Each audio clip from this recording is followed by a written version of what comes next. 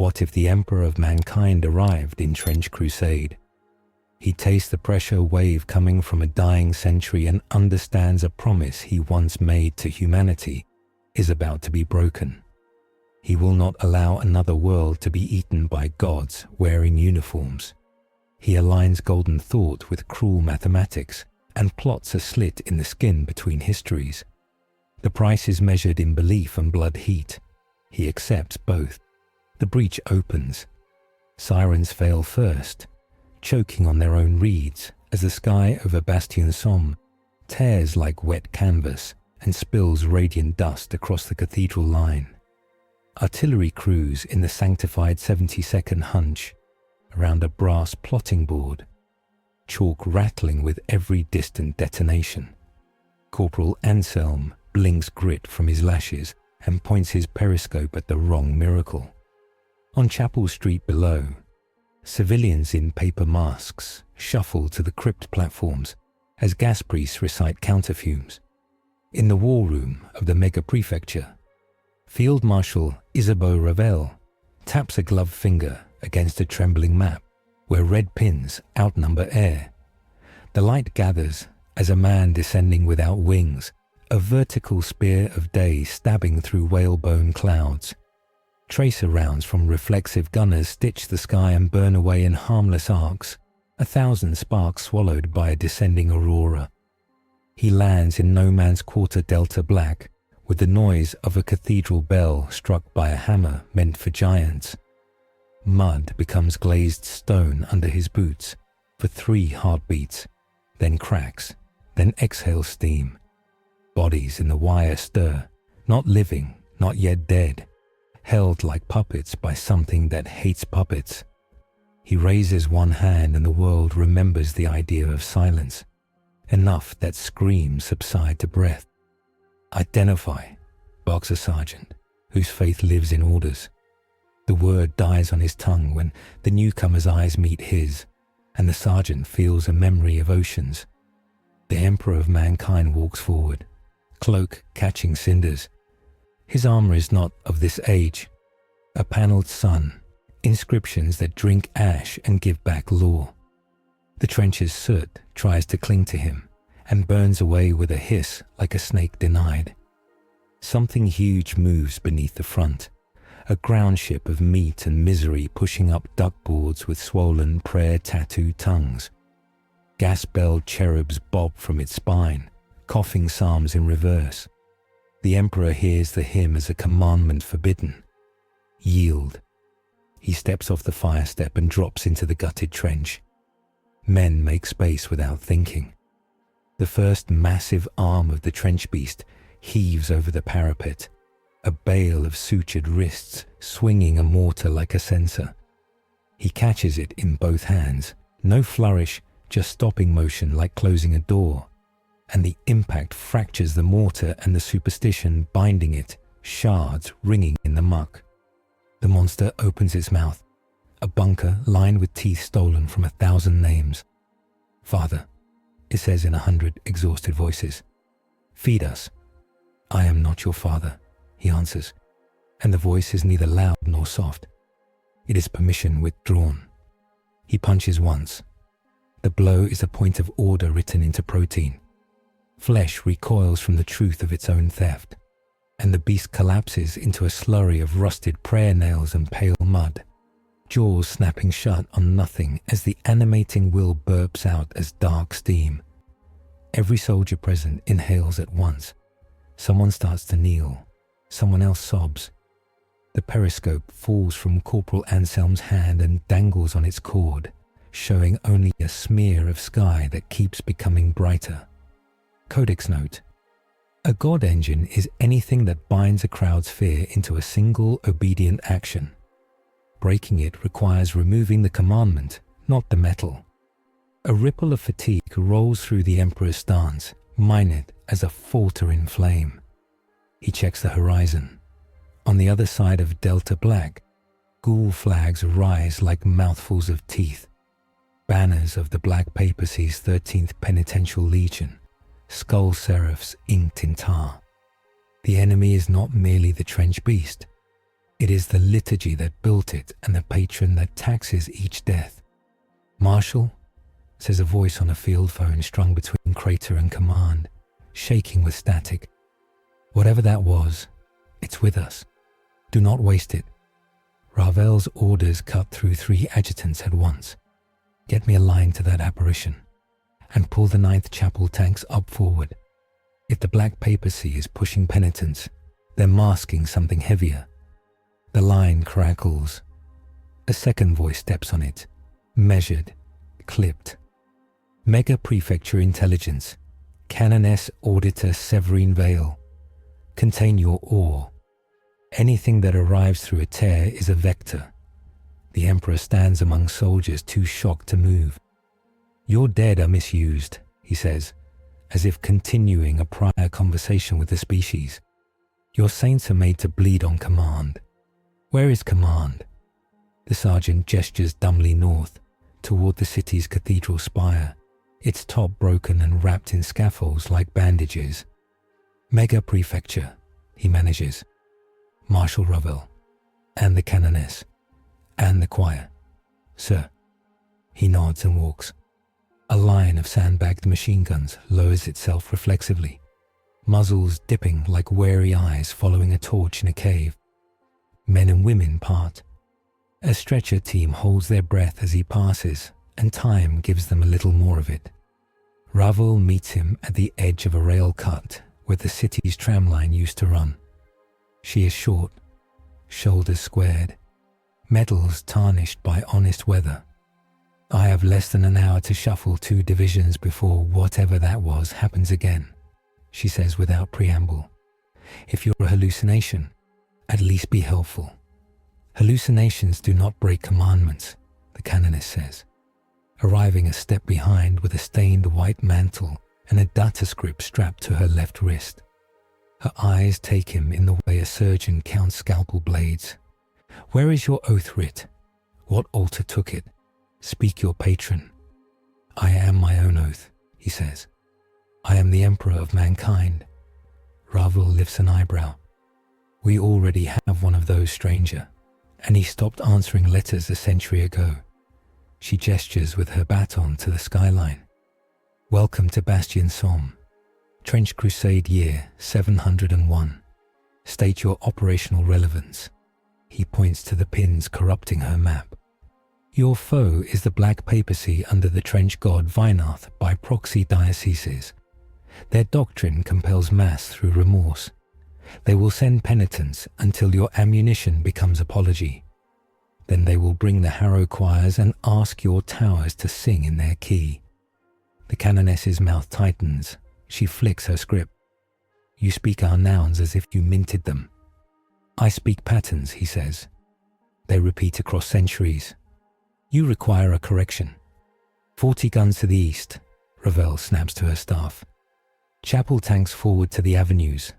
Choir guns on the roofs. She looks back to him. Can you buy me 10 minutes of order?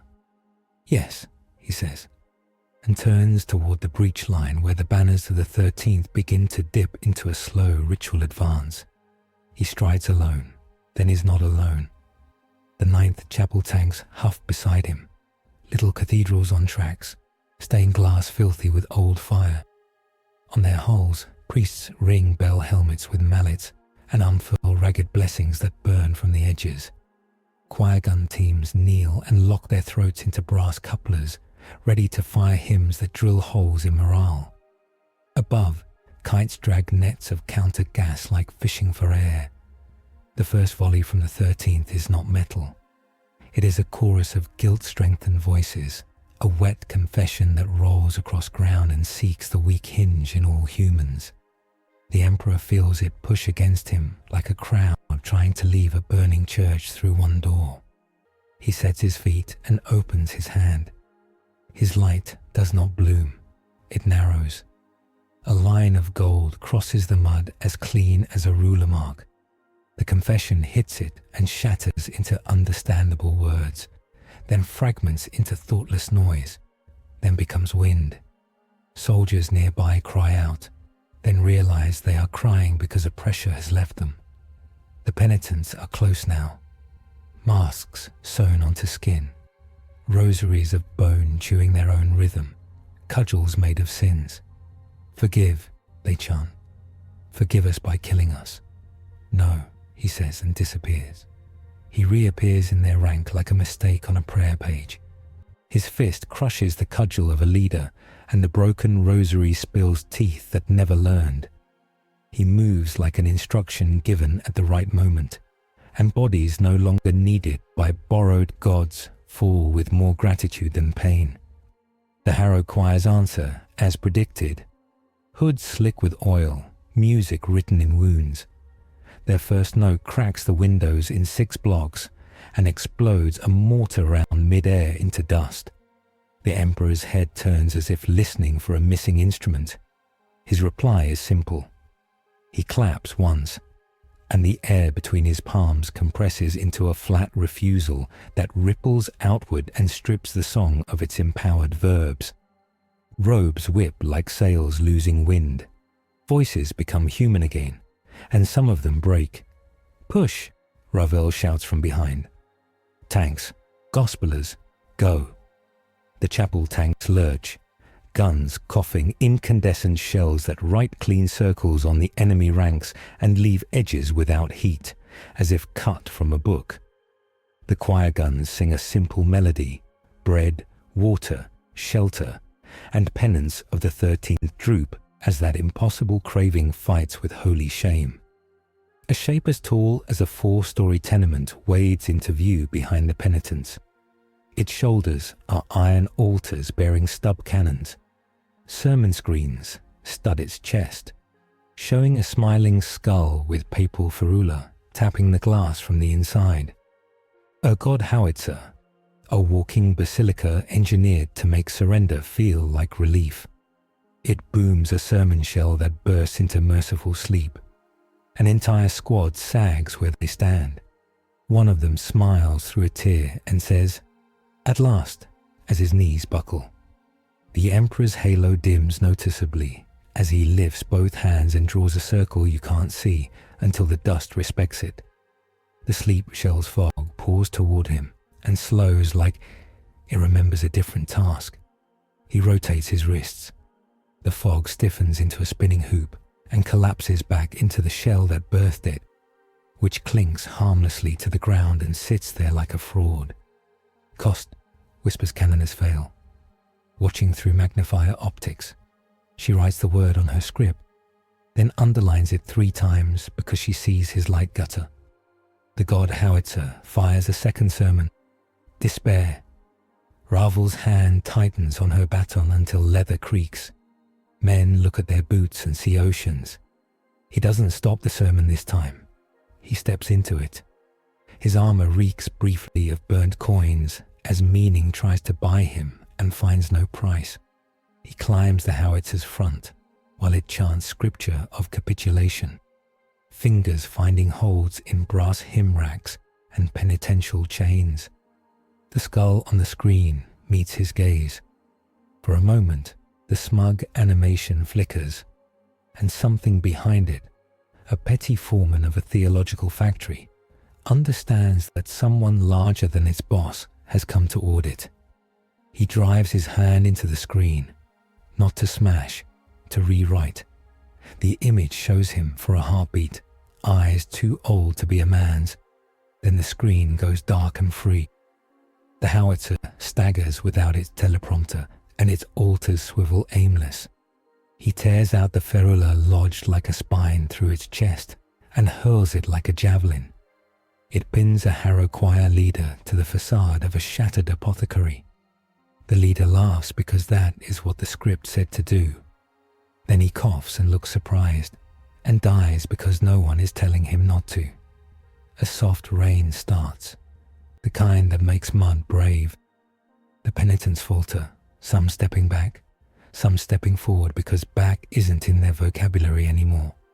"Hold your fire," Ravel commands abruptly. "Let him finish whatever this is." She doesn't like the word miracle. It invites bills.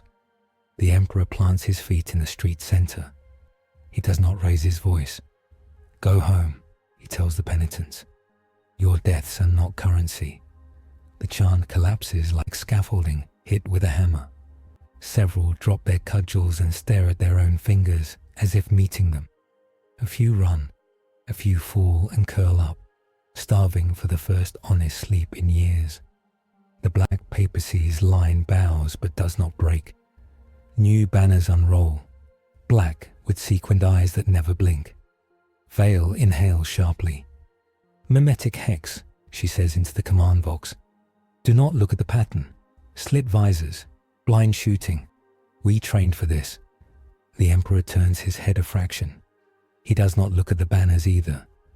Yes, he says softly, to the air itself, because that's where this kind of fight lives. Now you show your craft. He walks back to Ravel and Vale, aura ragged at the edges, as if moths have been chewing it. Ravel studies him like a new gun with an unknown recoil. Vale studies him like a contagious book. We owe you minutes, Ravel says. You bought them. Cost? Energy, he answers. Oath pressure. Every intervention here is taxed by a patron I do not accept. I can pay in my own light, but I will be billed in attention. Attention from whom? Vale asks, voice clipped. From what listens when men think themselves unworthy of joy. He meets her eyes until she blinks. From your enemy's God and others. The tear I made is a beacon. It will draw answers. Ravel thumps her baton against a crate. Fine. My plan. Use the minutes you bought to pivot our line to the Sable Yard. We choke the 13th in the rail cut. We use the chapel tanks as gates, and we stop the howitzer from lending its sermons to their recruits. Can you hold their song off my flanks? I can thin it, he says. I cannot end a belief with my fist. Only the machines that carry it. Vale steps closer. I want to test you, Emperor. She does not capitalize with her voice, but the title lands anyway. Your methods, your vectors, your corruption profile. Canoness, Ravel warns. It's my job to be rude to miracles, Vale says without looking away. If he leaks, we drown. If he doesn't, we still drown, but slower. He nods. Tested speed. The enemy is moving. On cue, a deep horn sounds from beyond the smoke. Not one of theirs. The ground vibrates as something heavier than tanks rumbles toward the rail cut. Soldiers step up, knuckles whitening around triggers.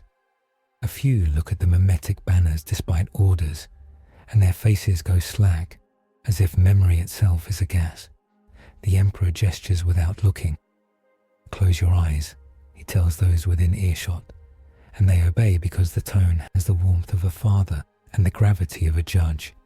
He spreads two fingers. A sheer curtain of particulate gold falls across the avenue like a mosquito net for ideas.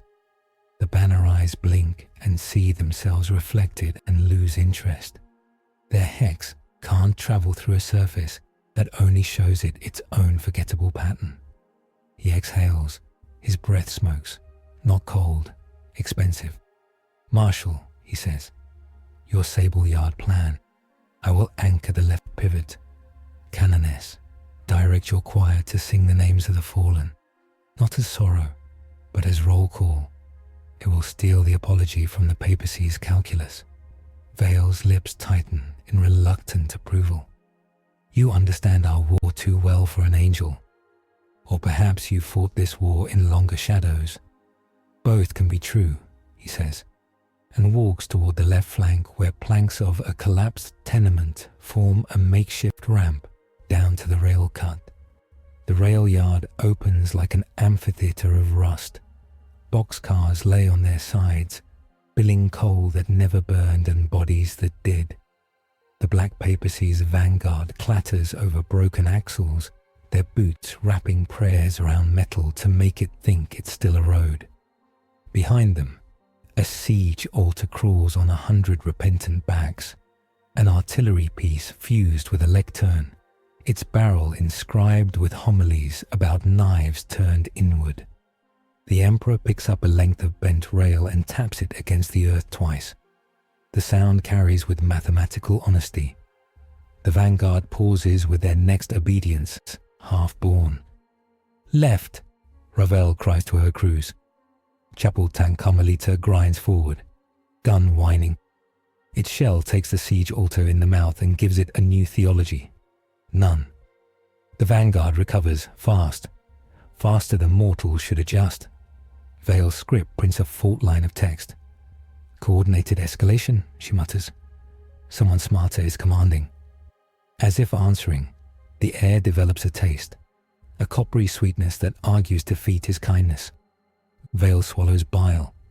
"They're seeding Holocaust rose," she snaps.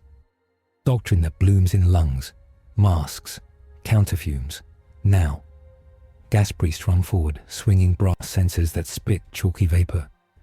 The Emperor inhales once. His lungs burn like reading a bad law. He holds the breath and speaks into it, forcing it to carry a counter-meaning as he exhales. Survival is obedience too.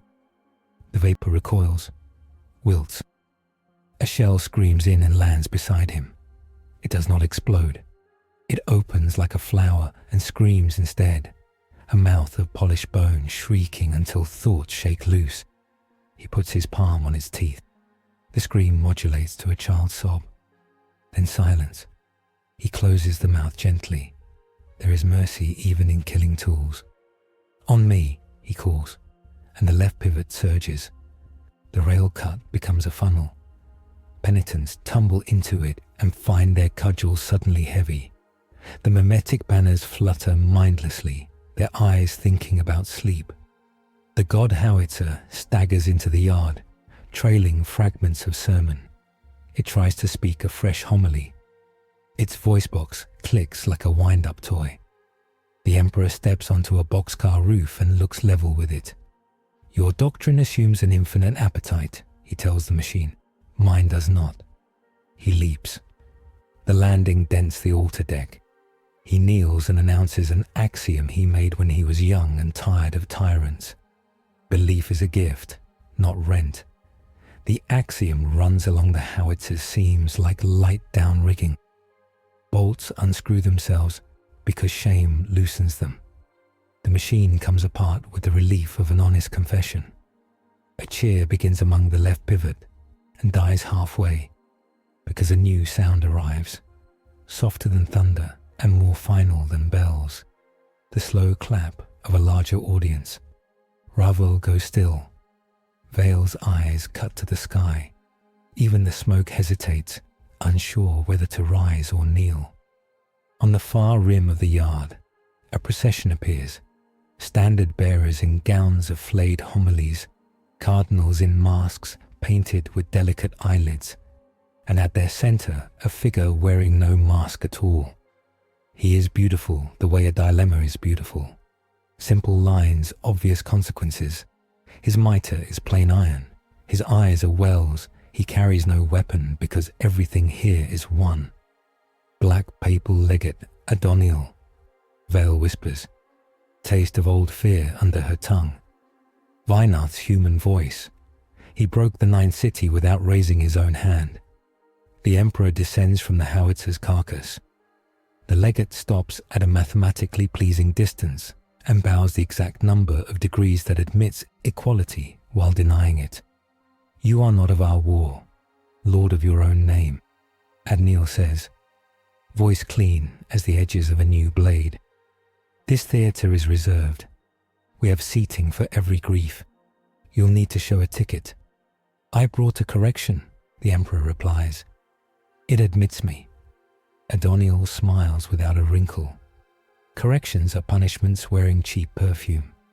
We prefer punishments with clean scents, the kind that leaves a room improved. Your improvement cost the world," he says. "Show your receipt." Adoniel's eyes gleam. "You mean motive? You mean mechanism?" He gestures almost lazily. The vanguard straightens. The banner's eyes sharpen. The air smells like rain on an open grave. "Very well. Mechanism. We audit. We count debts. We end arguments. And you, Golden Traveller, your entrance ledger is blinking. You owe us attention. We accept payment in worship or in exhaustion. Either will serve our God. The Emperor listens and hears, beneath the legate's clipped vowels, the low chuckle of something that eats definitions. The cost vector sharpens. His light dims at the edges again, self-spending to keep the yard truthful. "Marshal," Vale murmurs. "He can win this. But if we let it go to doctrine, the enemy dictates the verbs. Keep it kinetic." Raveau lifts her baton, and the chapel tanks answer like choir boys who drink. "All guns, bracket that procession," she roars. "Choir, sing me defiance. Priests, boil their roses." Adoniel does not move. The shells arrive like polite questions and stop a meter from his face, arrested by a thin membrane of sighs. He tilts his head. "See, attention, you are paying us already." The Emperor moves first, because attention can be spent that way too. He flickers, a step that is 3 steps and a refusal to be counted, and appears between the shells and the legate. His hand closes on the sigh membrane and finds it is made of names said in shame. He tears once, and the membrane becomes air again. The shells drop. The Emperor snaps his fingers, and their fuses remember duty and break themselves. He looks at Adoniel. "Talk while you can," he says. "Soon you'll be busy falling." Adoniel does talk, and every word is a knife wrapped in a bandage. "You will burn to keep them warm, Emperor. That is not nobility. That is a furnace failure to be a house." "Then I will be a house," he answers, and steps forward. The yard convulses. The vanguard charges. The mimetic banners spit out new hexes, this time not eyes, but blank spaces that eat context. A soldier looks left and no longer remembers he had a brother there. Vale bites her knuckle, and Tastebud tests the hex's palette. "Conceptual null," she says. "Do not allow gaps. Keep speaking. Keep singing. Keep naming." The Emperor understands. He speaks as he fights, naming. "This is Bastien Somme. These are the sanctified 72nd. That man is Corporal Anselm. That woman is Marshal Ravel. This is Canoness Vale. Every name is a nail hammered into reality's frame. The null hex gnaws and gets splinters. He meets the first of Adoniel's personal guard, penitents whose shackles are made of promises kept too well. Their weapons are vows turned into steel. He breaks vows by offering better ones. Live, help, stand. The steel softens and becomes tools. Adoniel takes one graceful step back, mitre glinting. "You are clever. Cleverness is always hungry. It eats itself when the pantry empties." "I have pantries you do not guess," the Emperor says, and for a moment the trench line sees what that means. Roads of light, cities whose benches are clean, children whose toys are not bones. The vision hurts because it is so sharp against this place. Ravel uses the hurt like a lever. "Forward," she screams, and the left pivot becomes a battering ram with a choir for a head. The papacy line buckles, but once again does not break, because Adoniel did not bring them here to die. He brought them here to occupy. He lifts his hand. The air behind him opens the way doors open in dreams. Easily, this time, not a breach from outside, but a beckoning from within. The thing that answers is not the trench god. It is a representative, a suit of armor made of ledger books and locks, joints oiled with sighs, chest cavity housing a ticking heart with 3 hands, each labeled with a sin. Its head is a safe whose dial never stops spinning. It looks at the Emperor with the mild disinterest of a professional. The soldiers who are not looking at it directly feel heavier, like guilt added weight to their coats. Vale writes one word: "Auditor." Adoniel's smile returns. "Please meet the Inspectorate of Weinarth. We bill in real time." The Inspectorate takes one step, and everyone in 20 meters owes it a memory. Anselm drops to his knees, fists to his temples, fighting to keep the face of his sister. The Emperor moves fast, but he cannot be everywhere. He is there for Anselm. He kneels and puts 2 fingers on the corporal's forehead. "Your sister's name," he says. "Marit," Anselm gasps. "Marit," the Emperor repeats, and the memory locks into place with a click that the inspectorate hears and dislikes. He stands and faces the safe-faced thing. "Your kind is my specialty," he says softly. "You weigh hearts and sell the heaviest ones back." The inspectorate's voice is the rustle of paper. "We are not a kind. We are the proof that consequences are merciful if you get them early. You, trespasser, are late." They meet. The first exchange is not visible except as ripples in dust and a feeling in the teeth like they might unthread. The inspectorate grasps for a contract. The Emperor supplies a clause it forgot to read. Mutual consent. The safe head ticks louder. It changes tactic and deploys an abacus spine, sliding bullets of regret along rods that extend into the crowd. Each soldier hit feels a day he wasted land in his stomach like a stone. Knees go soft. He steps into the path of the regret rods and body blocks a city's worth. He can do this.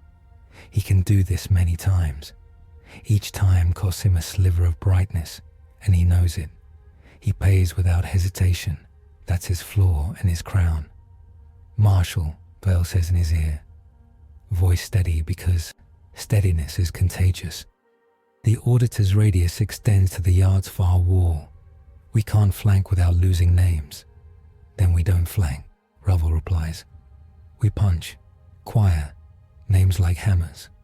The choir obeys, voices rough and stubborn, singing a litany of the living. The auditor's abacus stutters as the names weigh more than regrets. The Emperor seizes the moment and drives his fist into the safe face. It breaks. It was always going to. Safes aren't built for fists that walked out of myth. Behind the safe face is emptiness that thirsts.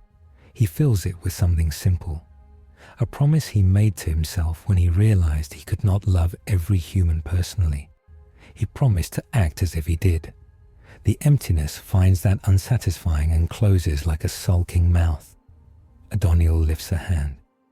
The procession retreats 1 measured pace, banners furling like a blink. He isn't panicked. He is recalculating, eyes calm, mind writing. The Emperor is breathing harder. He tastes metal. He steps back into friendly lines. Ravel is on his left shoulder and Vale on his right before he finishes exhaling. "Operational relevance proven," Ravel says. It is praise. It is also logistics. If you can keep hexes out of my men for another 20 minutes, I can pocket their vanguard and sell the boxcars back to them as coffins. "Your metaphors are efficient," he replies without smiling. "Yes, I can. At cost." Vale studies the edge of his aura. "Your light peels when you counter memetics," she notes. "That suggests you are an energy finite. That makes you mortal in the only way that matters. I became mortal the first time I chose a man over a plan," he says. "And I chose often." A sudden tremor scythes up the yard. Adoniel raises both palms, and the ground opens in neat, brick-lined rectangles. Mass graves, rotating like a parade ground maneuver. The front rank of the sanctified 72nd staggers. 1 falls in, 2 pull him out. The grave lids clamp shut on the hands of the slowest, severing them cleanly and leaving fingers clutching air. Adoniel's voice carries without shouting. "We built this city. We remember where to bend it." The Emperor's eyes narrow. He steps to the nearest brick lid and puts his hand to it. The brick remembers being mud. The lid sags and becomes safe. He does not have hands enough to touch every lid. "Decentralize," Vel snaps. "Replicate the gesture. Priests, teach the brick to be mud." The priests hesitate, unused to commands phrased like commands to matter. Ravel doesn't wait. She shoves a young priest's hand onto a lid. "Do it," she barks. "Think like the gold man." The priest closes his eyes and speaks to the brick like an uncle. "Remember the river." The brick softens. The grave declines to be a mouth. The enemy moves to close. Adoniel glides, no mud on him, through the confusion. He stops within speaking distance again. You see, he says to the Emperor, they can learn new songs. That is hope. Hope makes excellent mortar. Hope is not for walls, the Emperor says. It's for roads. Roads lead away, Adoniel replies. We prefer congregations to destinations. Of course you do, he says. And the last of his smile for the day dies. The vanguard surges one more time, but the punch loses shape. The banner's hex eyes are tired. The auditor lies in pieces that refuse to crawl back together, because someone told them they don't have to. The howitzer is a skeleton of shame. The chapel tanks anchor a cut that refuses to be a grave. Ravel slashes the air with her baton. Enough, she says, voice low. We've got what we need. Pull to the second line, reset the guns, count the living. Prepare to be hit harder. Vale's script ribbon whirs. He will bring a smarter tool next, she says, and a metaphysical toxin. He tested the null. He will test an anti-light. The Emperor nods once. Good, he says. I prefer honesty early. They fall back in good order, which feels like a miracle here.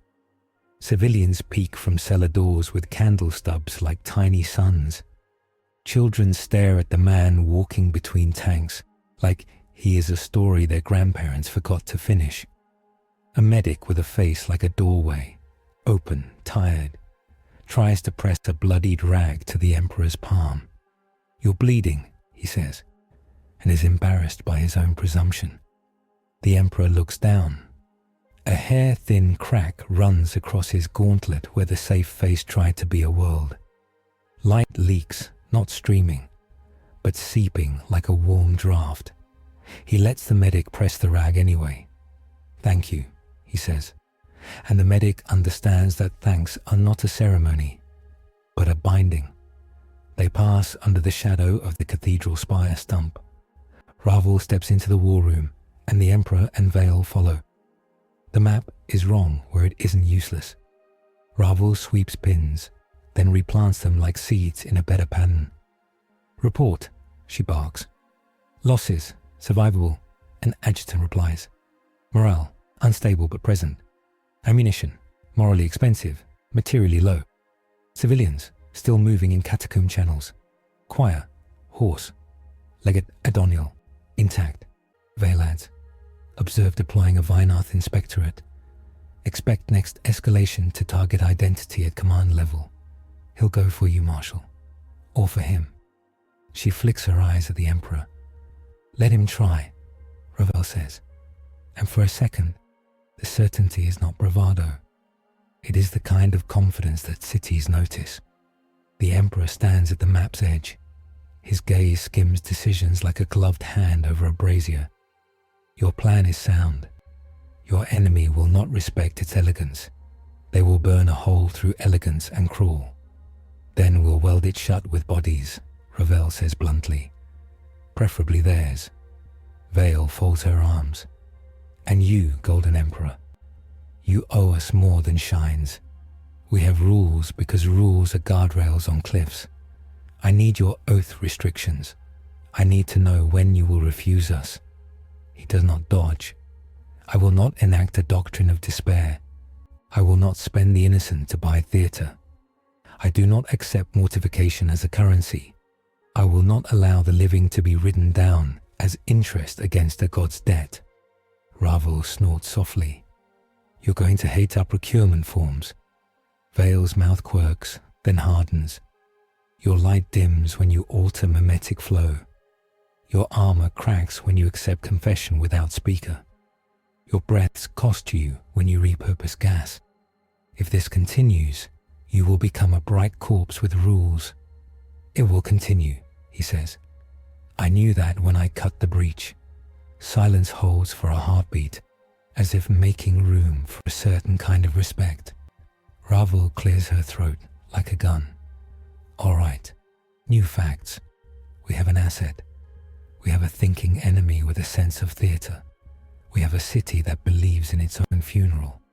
We also have a line we can hold if we sew it to the cathedral. Orders, rest weapons, not eyes. Eat if you can taste. Choir, drink water. Gas priests, prepare counter rows the way the golden man breathed it. Canoness, draft me a doctrine of survival that won't get us excommunicated by the black papacy or by our own. And you, she points the baton at the emperor, you will walk our line, touch what needs to remember itself. When you see him, she does not say Adoniel's name, perhaps out of superstition. Wave. I will, he says. He walks. The line meets him like weather. He kneels to check a gun's feed, showing a private the trick of listening to metal like it can be convinced. He stands with a sapper over blueprints nobody respects anymore and shows him how to respect them again. He pauses in a cellar and lifts a beam off a family, not because it improves the battle plan, but because it is heavy and they are small. Vale watches from a balcony. She scribbles and occasionally erases, which she rarely does. She would rather cross out with a line that shows where she came from. Today she erases, and the crumbs on her sleeve look like snow. Night falls like a decision. The front grows quiet in the way of animals listening to distant dogs. On some northern street, a new sound cracks the hush. Bells that are wrong. Not clapper, insect. The air trembles. The emperor stops mid-step and looks up. Contact, a vox hiss says in 6 channels. Multiple, unseen. The bells are in the head. They ring in sympathy with shame. And every soldier who ever stole bread feels a rope brush his neck. In the cathedral shadow, Ravel's knuckles whiten on her baton. Vale's eyes go hard. He feels it hit him too. A precise tone that seeks the moment he chose a plan over a man. It finds one. He denies the right to judge, but he cannot delete the memory. His light flickers. The cost vector collects. Marshal, Vale says quickly. This is a quiet doctrine. Anti-light. Not null. Reversal. It will make him spend to be present. Ravel doesn't ask if he can take it. She changes the plan because that's her romance. Light the stacks, she orders. Make smoke. Make our own bells. Kill their silence. Chimneys cough. Tarps burn. Carts of wet rags smolder. The city begins to sound like itself. Swear words, kettles, boots, tin cups. And the wrong bells fade enough that people remember the jokes their fathers told to keep rats out of grain. Through the smoke steps a thing like a priest's shadow. It has joints that bend where joints should not, and in its hands is a censer that leaks nothing, an emptiness that eats. It bows with exaggerated politeness and begins to swing the censer. Every swing removes a candle's worth of light from the Emperor's aura. Name target, Vale says through teeth. An abnegant, a denial engine, designed to tithe your lumens. Mine, the Emperor says, and moves. The abnegant glides. Its sensor arcs for his head. He headbutts the chain and breaks a link. The sensor still swings, but wrong now, and wrong is weaker than precise. He drives a heel into the abnegant's knee with a crunch of borrowed joints. It flinches, then forgets it learned how, and that confuses it long enough for him to strike the sensor again and again, until it dents like a lie collapsing. The work costs him more than it should. He breathes harder and his breath ghosts white. He understands. He is not only taxed by acts, but tithed by proximity to this theology. His presence is a torch under rain. He kills the abnegant by catching its head and speaking into the slot where a mouth would be. You are a function, he says. Function serve. You are dismissed. It darkens into a simple robe and drops, empty of meaning. He staggers one step. A hand braces his back. He expects a soldier. It is a citizen, an old woman in a shawl, who grins with most of her teeth missing. Stand up, love, she says. We need you taller. He stands. Thank you, he says again, and means it as fuel. The bells die. The night breathes. The enemy withdraws without footsteps, leaving only the soft scrape of rats returning to opinions. Dawn depurples the east. The city is still here, which is a result. Ravel's staff counts heads and shells. Vale sketches boundaries around what they can ask their asset to do without killing him with obedience. He returns to the war room as the light changes. Ravel looks like she slept on a map. Vale looks like she argued with a book and lost. War council, Ravel says. Praise where it belongs. Anxiety where it lives. The Emperor stands and listens, because leaders who speak before listening are poets at a firing line. Praise, Ravel says. You broke 3 engines we thought immortal. You bought us space to find our guns. You remembered names faster than the papacy forgot them. You made men breathe in a city that has treated breath like petty theft. Anxiety, Val says. You leak when you work. You attracted an abnegant. Legate Ardoniel showed you the inspectorate when he could have showed you the trench god's fingernail. That means he is saving something proportionate to your light. Next escalation? Conceptual toxin with a schedule. We will need to bind you to procedures. We will need to say no to you, and you will hate it, and we will do it anyway. He inclines his head. If you are competent. Ravel's mouth twitches. We are competent enough to still be alive. Now doctrine. Mercy versus survival. Canoness. Vale doesn't blink. Mercy is survival if properly timed. Killing penitents feeds the papacy's narrative. We should capture, not convert. Because conversion is theatre, and we don't do theatre their way. We will make pens. We will feed them. We will make the city watch us do it. It will irritate the god. Feeding enemies costs shells later. An adjutant mutters. Feeding enemies removes their debt, Vale snaps, then moderates. It removes the weaponized debt that powers their engines. We do not become the papacy to beat it. We do not pay their taxes. Ravel leans on the table. Steelman the opposite, she orders. Vale nods. Opposite. Mercy is a blindfold. It buys a better dream while the house burns. We cannot carry everyone, not if the stairs collapse. We triage. We shoot those who will shoot our stretcher bearers. We keep pathways clear for ammunition wagons and collapse buildings we could have saved, because saving them kills the line. And we arrest miracles when they come through tears, because we have learned tears bring invoices. The Emperor looks between them and chooses words that are nails, not paint.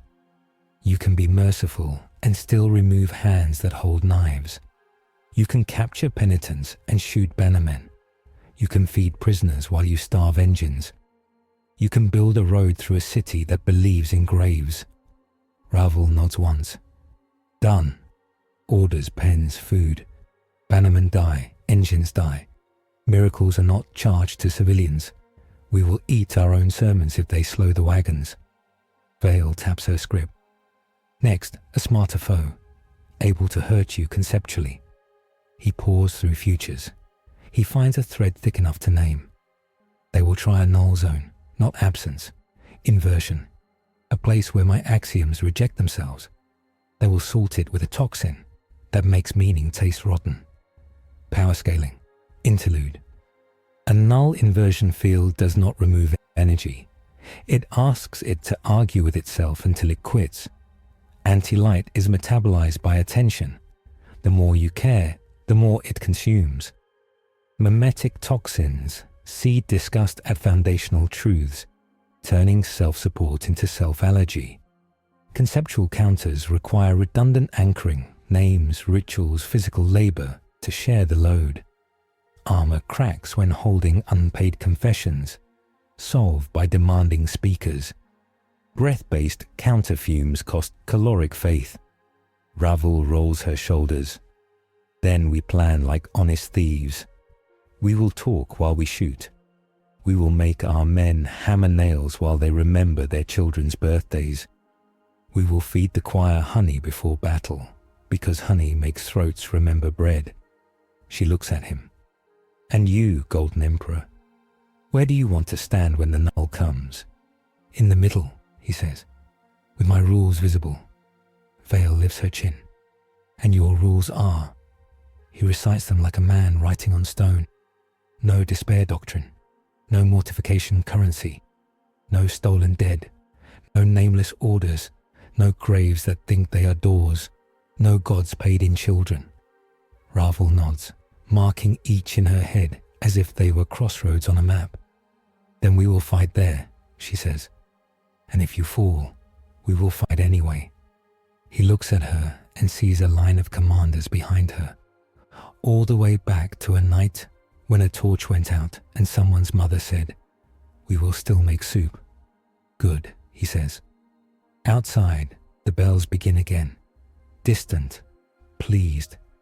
Adoniel is writing his next act. The city tightens its boots. The emperor breathes and accepts the cost. He has work that requires breath. He steps out into the throat of the day, and the cathedral line steadies because something in him speaks to something in everyone else that remembers architecture.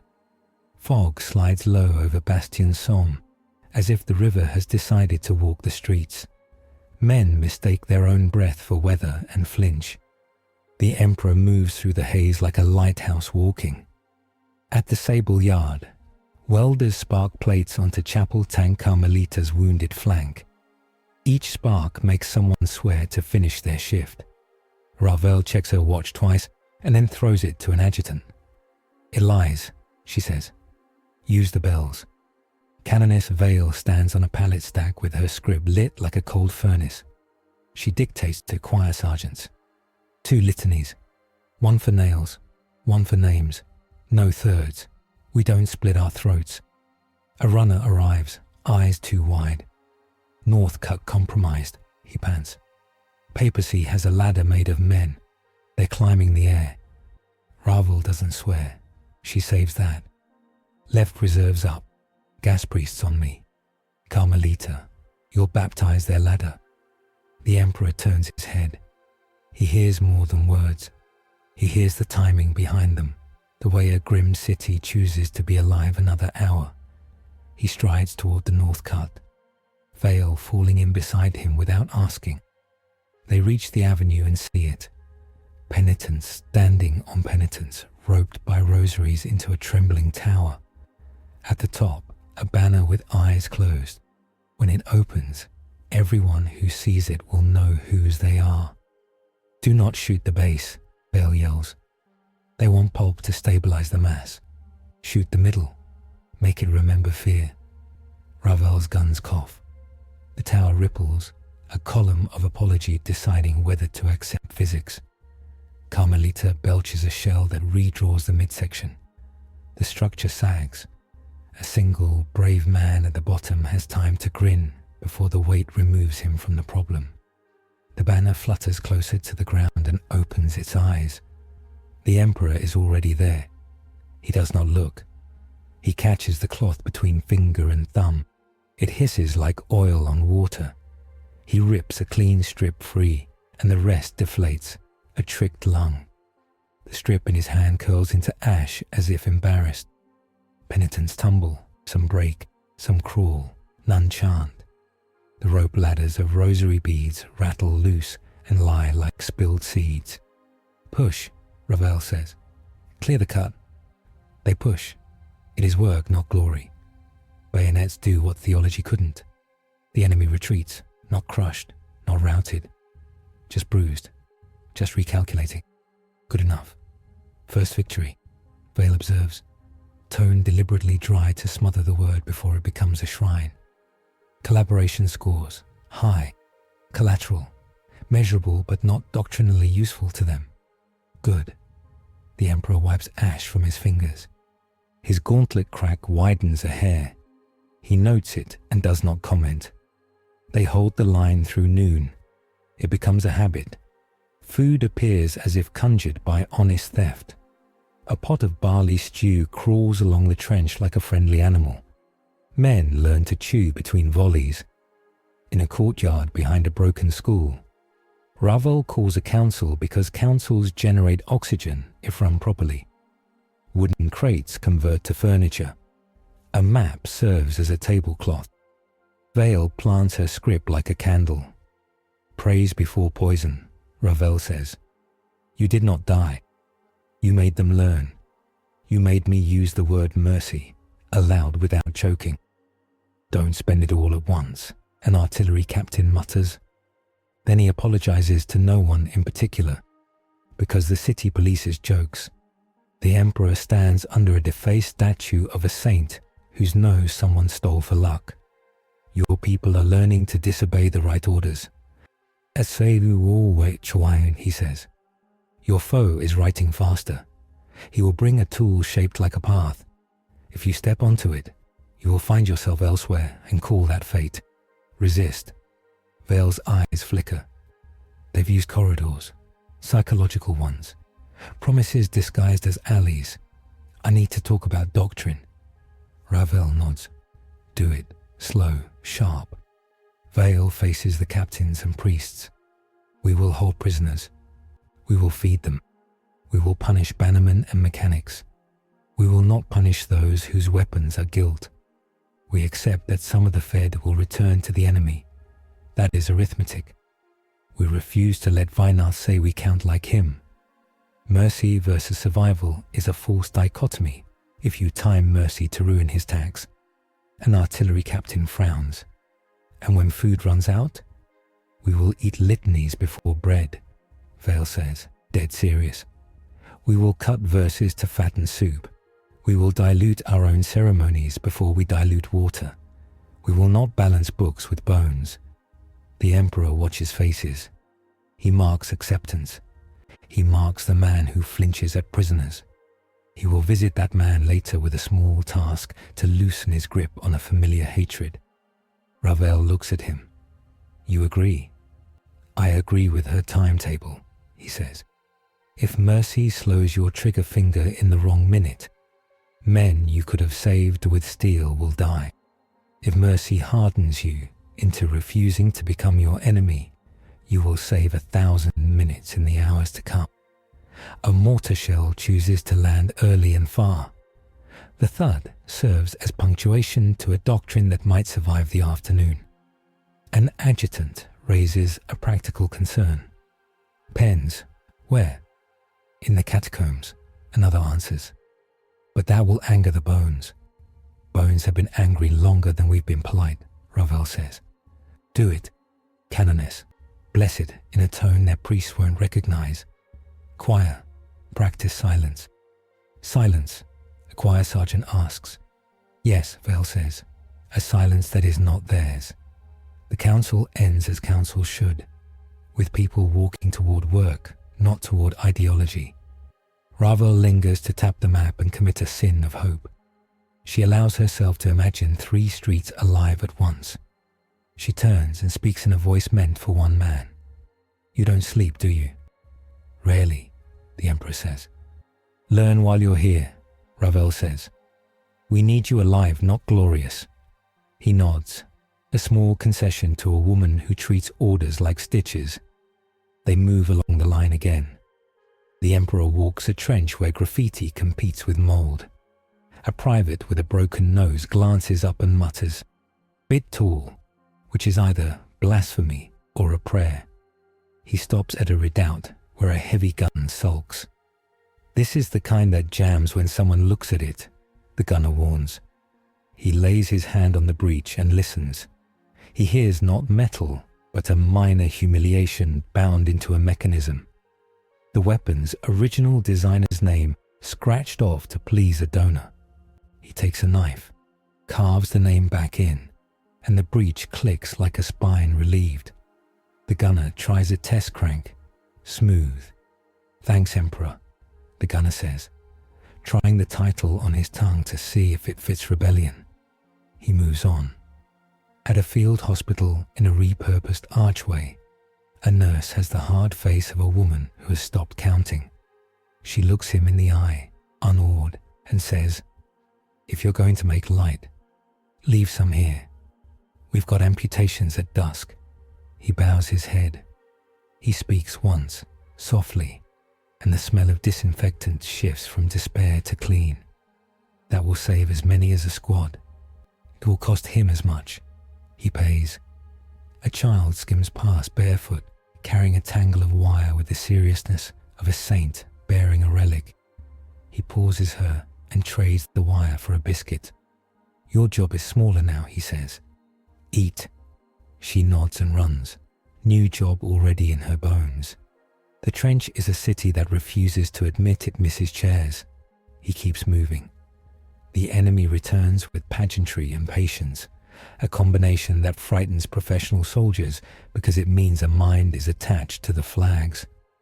On the far side of the rail cut, the black papacy's banners reappear, eyes closed, then open. None on the line look. Even Anselm acts as if he is illiterate, which is a victory.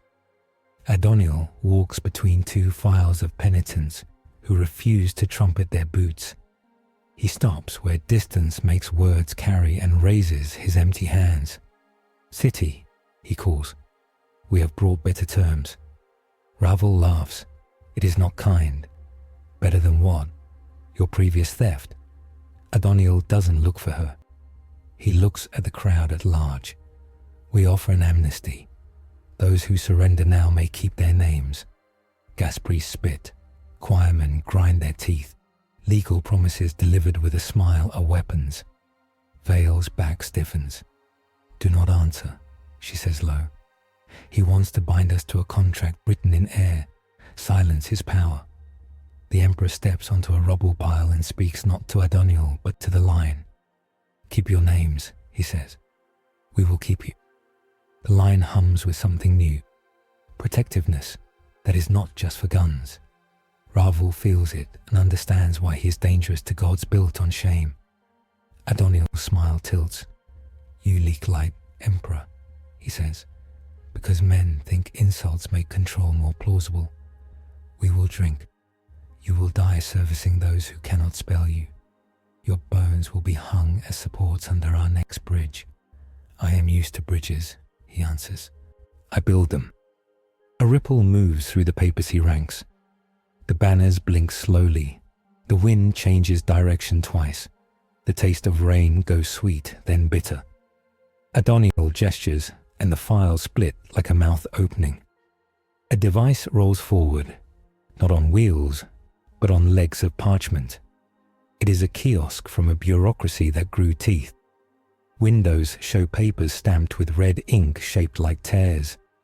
On its roof, a hymnograph spins and kicks out strips of verse predictions. The front panel is a mirror. Vale inhales and feels a childhood fever return. "Mimetic triage station," she says, voice tight. "It diagnoses and prescribes despair. If you see yourself in the mirror, it prints the order you're most likely to obey to help your enemy. Do not look. Kill it fast." Carmelita fires. The shell halos and blossoms into a wood and brass carnation. It lands on the kiosk and does nothing, because the order printed is attend. 3 soldiers take an involuntary step toward their own death. The Emperor is already moving. He throws his cloak over the mirror. The kiosk shakes, confused by missing eyes. He catches a strip of hymnograph print with 2 fingers and reads. It tries to wriggle away. He reads anyway. It orders, "Break the choir's cups." He tears the strip in half, then quarters, then throws the pieces to 4 different winds. Orders like that need agreement. He refuses agreement. He puts his palm against the kiosk and says, "Idle." It stills because order is addicted to verbs. Adoniel watches, amused. "You think in verbs too," he calls. "You merely prefer older ones." "I prefer honest ones," the Emperor replies. Ravel lifts her baton. "All guns now." The line obeys with something between gratitude and rage. The kiosk disintegrates into forms with no lines to write on. The papacy surge, dressed in courthouse ceremonies and trench filth. The battle digs its knuckles in again. The Emperor fights like a teacher grading while running. He corrects, he demonstrates, he confiscates. He hands back a few answers with notes scrawled on their backs. You are forgivable. The left flank holds. The right buckles, then sticks together like broken pottery in a bowl. Adoniel stands where he can be seen. He's performing trust. His men believe because he seems to. At dusk, when Smoke and Low Cloud negotiate terms, the papacy withdraws in good order, because they like leaving a bill behind. A few of theirs lie on the ground and become ours, because we feed them. Ravel allows herself to sit on a crate and betray a sigh. Vale writes details while they still smell fresh. Victory, Ravel says, not smiling. First proper one. Proper, Vale repeats, making a note that will become a sermon she doesn't want to give. The Emperor leans on a broken wall and scans his arm like an engineer checking a crane. Cracks spiderweb under the gauntlet's surface like frost. He tightens his fist and the lines retreat a fraction. He does not tell them how much it costs to make cracks retreat. The War Council reconvenes by lantern light that doesn't flicker, because the gas priests have learned how to make fuel. Refuse despair. Ravel points her baton at nothing in particular. Speak, praise and poison again. A weapons tech whose hands shake only when idle goes first. Praise. Choir delivered names on tempo. Our steel liked it. Enemy memetics bounced more often than not. Grease caught rose seed early. Losses, about as expected, which feels like cheating death. Poison, Vel says. The kiosk, that was new, seen only in pamphlets. The inspectorate was new, glamorous, and discouraging. Adoniel has tools we haven't even given names. He tests our asset like a high-value machine. He will bring an anti-light field soon. He tasted the abnegant's failure and took notes. A chaplain with a cracked collar speaks reluctantly. Mercy pens are full. The city whispers. They do not like enemies bathed while their children wash in their own curses. Ravel doesn't flinch. Then they can help scrub. Put them to work. Feeding enemies feeds our men's courage. Make that more obvious. Make obvious? Vale echoes. Ravel nods. No shame in clarity. We will script a theatre piece about it if we must. Vale narrows her eyes. Careful with theatre. The Black Papacy owns the patent. The Emperor cuts through with a burr of iron in his tone.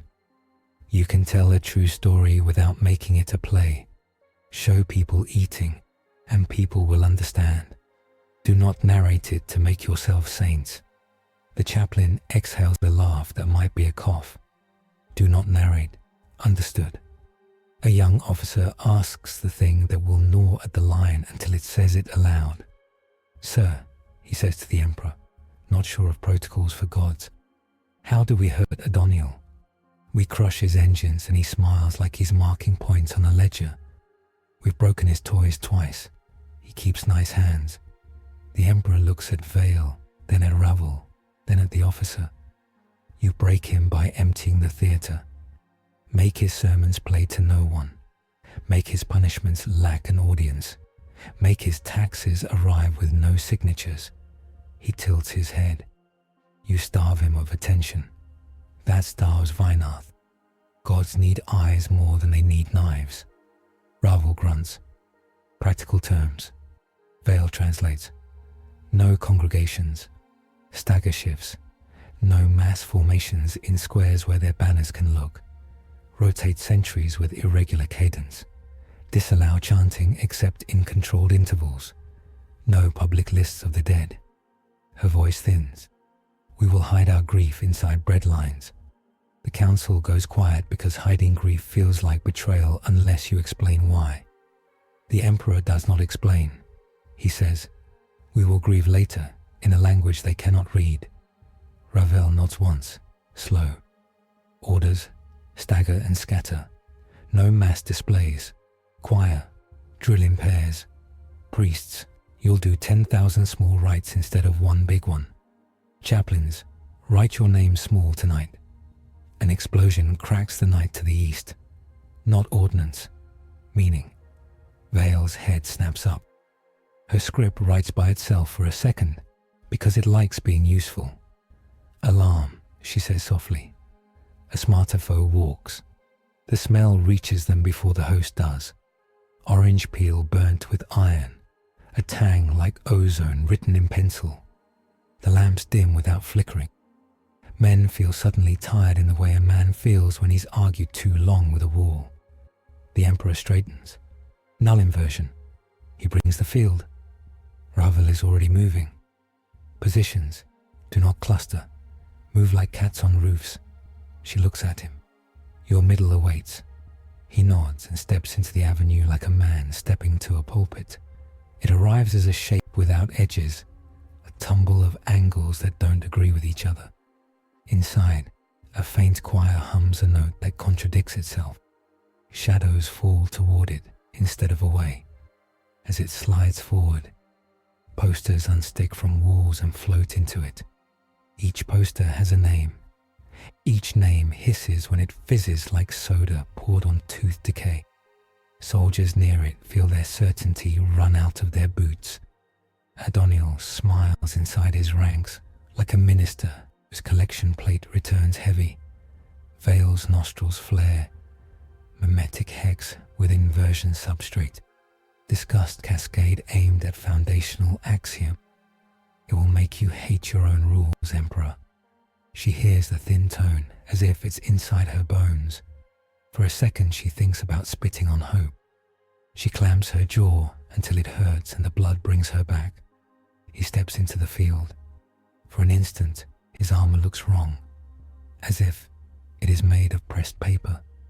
His light inverts and becomes a darkness so bright it aches.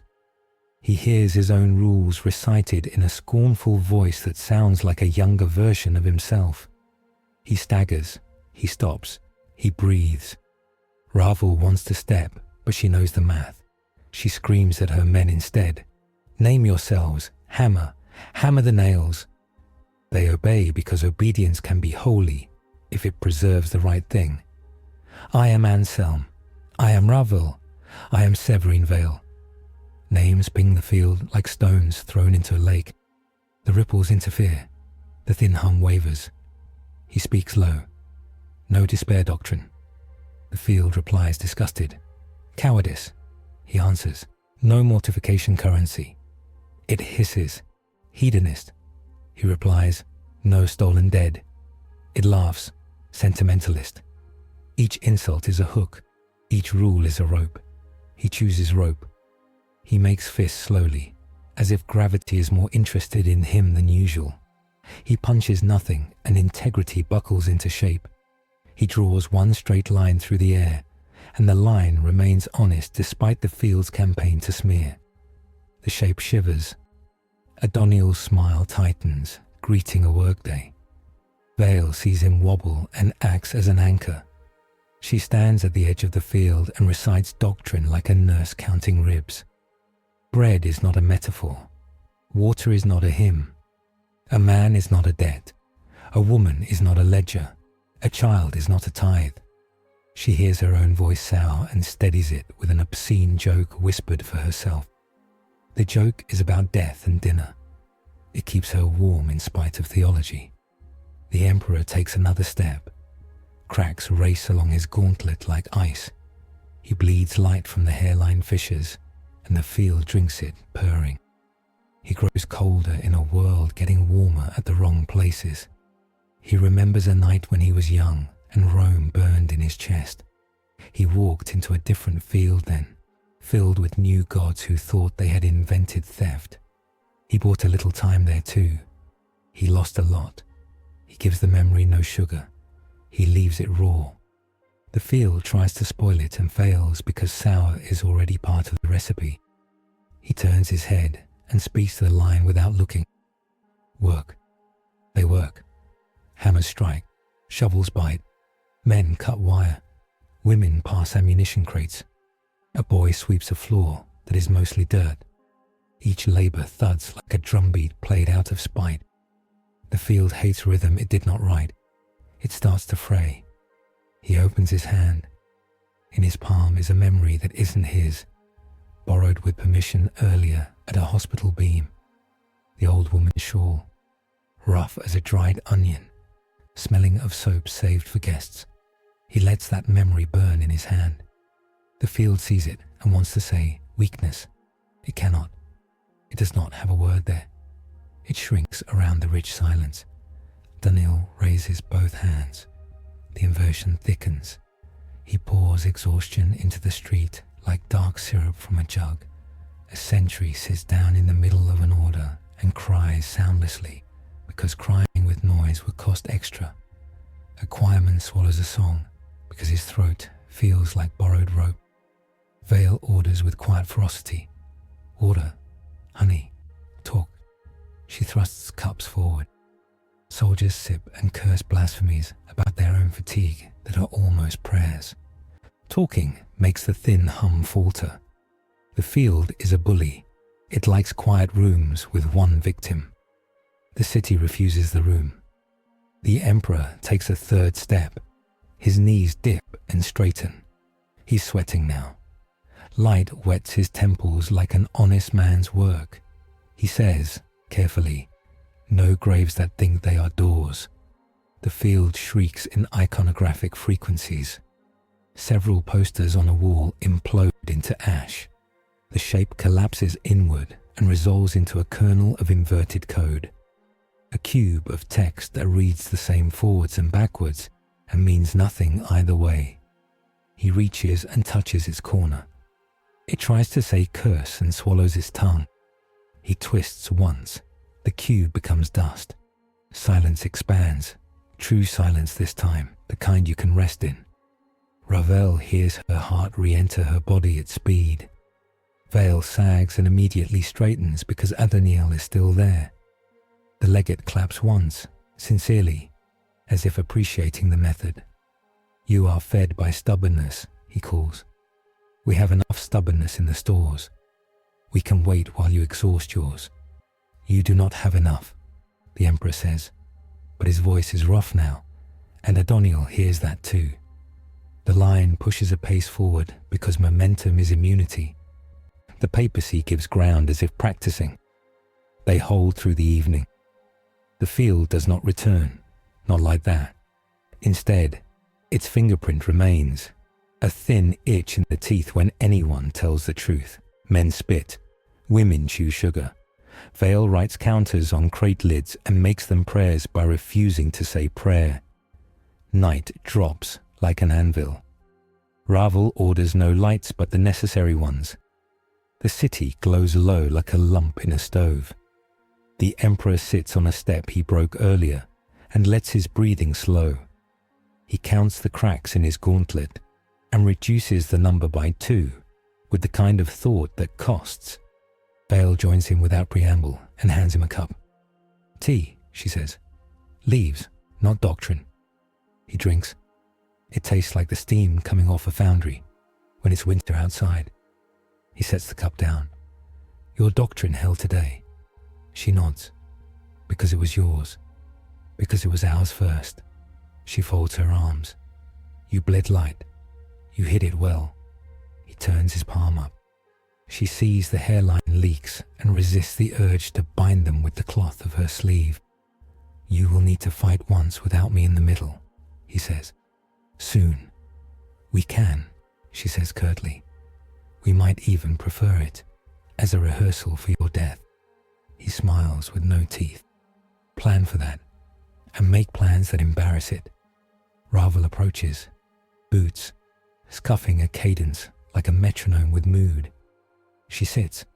She never sits in front of the men. She sits here because she needs to. We won, she says, daring the word to start a fire. We held and won. We did not become them. She glances at Vale. Pros and cons of this asset? Pros, Vale says immediately. He is an accelerant for good habits. He is a weapon they did not plan for. He is a teacher. Cons. He is a billboard to gods. He bleeds invisible light. He will tempt us to arrange battles around him, which will invite tools meant for him and not for us. Ravel nods. Then we will not arrange battles around you, she says to him. We will arrange them around roads. He nods. Good. A furtive figure appears at the edge of the courtyard, cap in both hands. It is the heavy gunner from earlier. He shuffles, then forces himself to stand up straight. Sir, he says to the Emperor, then to Ravel, then to Vale because she looks like a judge. I looked at the banner today. By mistake. I felt my mother's name leave my mouth. I called it back. I do not know where it went for the second it was away. I wanted to tell someone. Vale gestures to a crate. Sit. She clicks her script off. Name? Gunner Marcel. Marcel, she says as if testing the weight of the name. Where did you feel the loss? He touches his chest. Here. Good, she says. That's where you keep it. Tomorrow you will speak 5 names into a cup and drink water from it. No one will hear you. The name will stay. That is the practice. She glances at the Emperor. Codex notes. Human mnemonics beat hexes when ritualized with water. He nods. Yes. Marcel tries to thank someone and fails to pick a direction.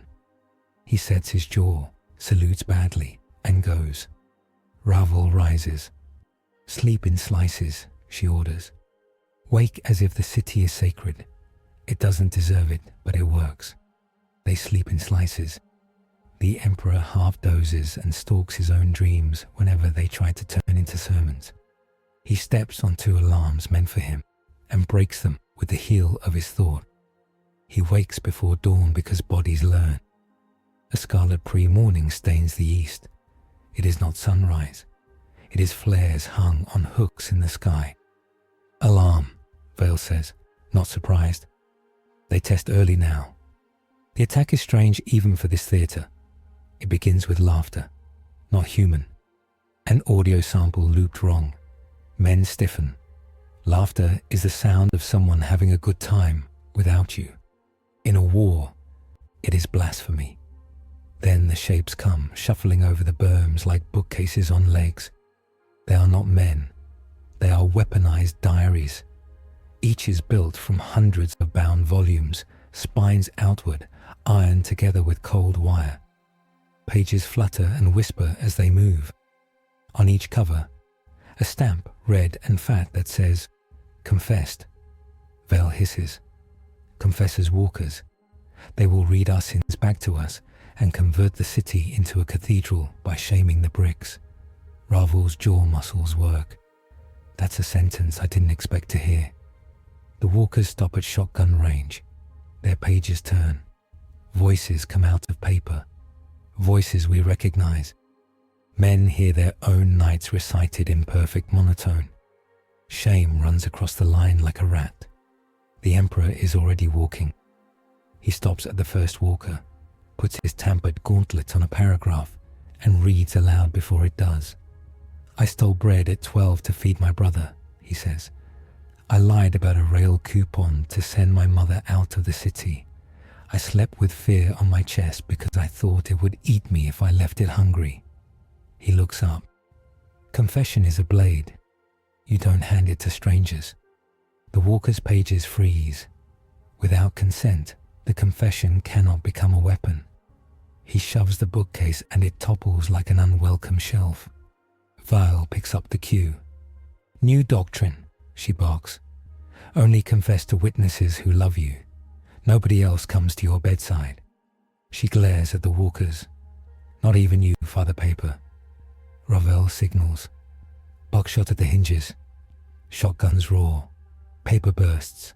Walkers fold and spill sentences no longer bound into obedience. Adoniel's procession appears between 2 flares.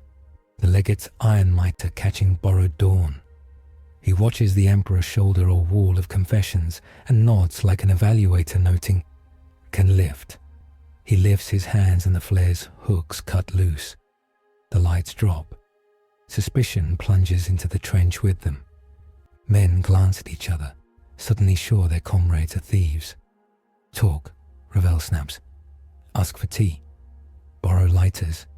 Share lies about your own bad habits. Soldiers obey, throwing rope bridges over chasms in their heads. Suspicion snarls and slinks under the duckboards to sulk. The papacy advances with the tired elegance of a well-run school. Hexes bloom and are stomped. A null pocket opens and is filled with names. A child runs between legs with a basket of citrus because someone told her soldiers should have vitamins. The emperor eats a slice. It tastes like morning in a better city. He throws the peel into the null and it sits there like a coin on a tongue. Carmelita gets her track thrown. The emperor crouches in shellfire to lever a tank back onto rails with a piece of ancient pipe. Steel respects hands that have built things. The crew salute him through filthy glass. He does not see because a shell tears open the street nearby and a rain of mortar splinters finds him. He turns, too slow for once, because he is counting 3 other lives. A sliver takes his cheek. Light leaks. He tastes blood as if his own theology has failed. He closes his mouth on the taste. It does not leave. He kills 3 penitent captains with the rumor of a movement, then pauses to put his palm to his cheek. The wound closes reluctantly, like an argument that agrees to be quiet without being settled. Vale is at his side in the next heartbeat. Injury. Surface, he says. Wound channel analysis later, she snaps, too worried to be kind. The push breaks at noon with a tearing sound that might be a gramophone dying.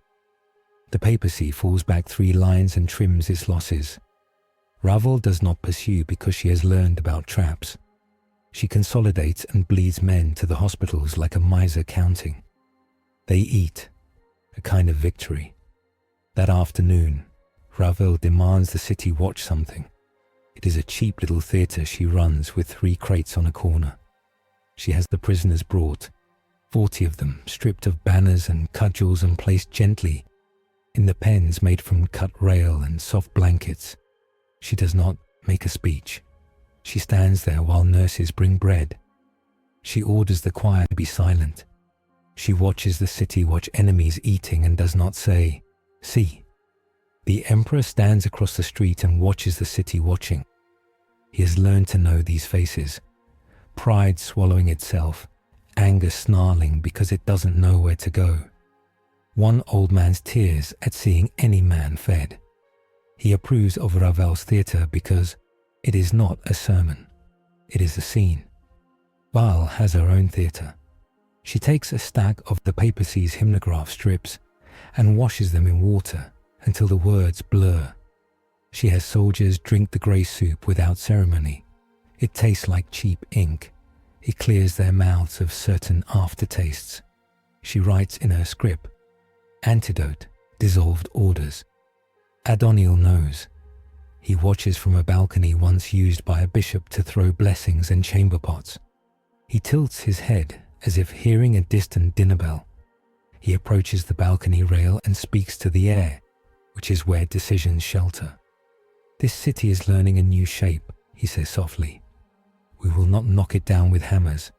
We will change the wind." He turns to the nun architect at his side. "Open the room."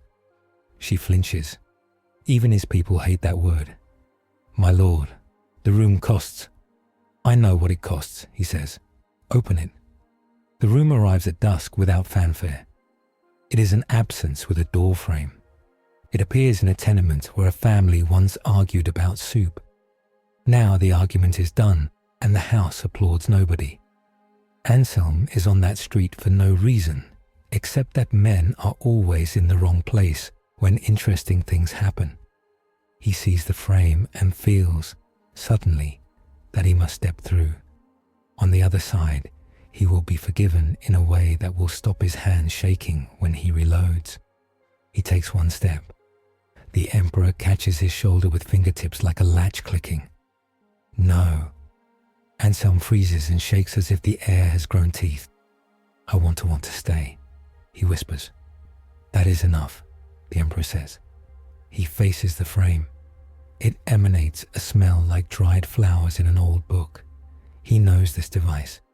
It is a corridor someone tried to call a confession. It is a trap for men who want to be good too fast. He steps to the threshold. Inside is a room where everything is soft except the decisions. A man like him could rest there until the war learns to live without him. Vale arrives panting, because even she had to run for this. "Do not enter," she says, and hears her own voice tremble. He nods. "I wasn't going to." She composes herself and steps where his hand is not, which is a kind of trust. "We starve a room by denying privacy," she says to the line. Her tone is clinical. Everyone watch this threshold. Stare at it. Make it ashamed. Dozens of eyes fix on the door frame. The room gulps and grows visible. Gilt edges, soft carpet, a chair with arms that look like hospitality and are not. It trembles under the gaze and shrinks because shame is heavy when it lands in a stack. Adoniel watches from the balcony, interested. "They learn fast," he murmurs. He nods to a shadow behind him. The shadow steps forward, wearing robes too clean for this city. Its face is narrow as a ledger margin. Its hands are gloved in white gauze. Its eyes are too attentive. Its lips are stitched shut with a gold thread. Vale sees, and cold rushes her spine. "Named antagonist," she whispers. "An advocatus mortis, a death lawyer." It steps onto the balcony and unthreads its lips. Behind the thread is a mouth that knows the right clause for everything. It speaks, and the room inhales, and every soldier who ever wanted to stop fighting feels a letter in his pocket say, "Permission." The Emperor's jaw tightens. "He can hurt me," he says, not to frighten anyone, but because lies make the ground slippery. Ravel swallows and sets her shoulders. "Then we will make the ground sticky." She slams her baton on the street 3 times. "Mud!" she yells. Men bring buckets. Women bring sand. Children bring obscene graffiti. They smear the threshold with home. The advocatus smiles like a lock engaging. It changes argument. Its second script is soft. "You have done enough. Let me write your exit. Let me tidy you. Let me take your weight. The city will admire your decision." He steps in front of the room with his back to it and faces the line. "Work," he says again, because that is the only sermon worth repeating here. They work. The room remains a mouth. The advocatus leans on the balcony rail and feels the law of attention turning against his client. He speaks the clause designed for emperors. "Sanctioned rest," he coos. "Set down your crown for a minute. Put your light in escrow. We will watch it for you. We will make sure your enemies cannot touch it while you sleep." He hears the flaw in his own voice. Greed disguised as caretaking, and uses it. The Emperor lets himself imagine 1 minute. His armor relaxes a fraction. His breath eases. His cracked gauntlet throbs. He feels the trick. The escrow is a room that will never unlock again, because the man who leaves his light inside will become something else to make the books balance. He says, "I refuse," and the word denies the room more food than it can survive. The threshold shivers. The chair inside turns its face to the wall like a child who has been scolded into honesty. The advocatus tilts his head. "Cost noted," he says, perfectly polite. "We will discuss again, when you shake." He sews his lips shut again, without using his hands. Adoniel fades into the smoke, like a patron leaving a performance before the last act.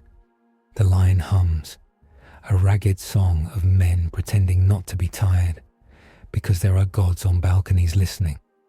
The Emperor staggers a step and catches himself. Vale is there without making it obvious. "Price?" "Doubt," he says.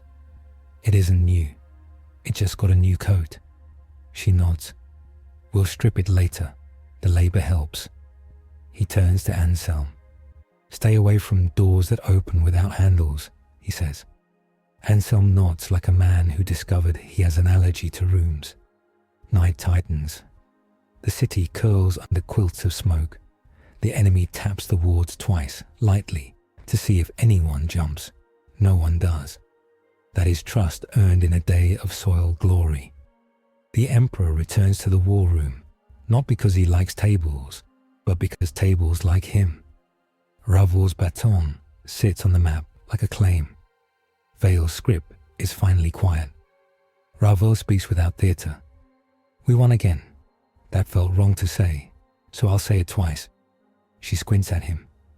You refused a well-designed exit. Thank you. That is as close to tenderness as she permits herself on duty. Vale picks up. War Council, Phase 2. Ideology. Mercy versus survival. Round 2. The room was mercy. False mercy. We must teach men to spot it. We must also teach them not to spit on actual mercy when it arrives with bad timing. We do that with small rooms, the Emperor says. On purpose. With windows. Where men eat and are watched without shame. It counterfeits the counterfeit. Ravel rubs her eyes. So we build bad cafes. Good, Vale says, delighted despite herself. We weaponize soup. They make plans. They make jokes.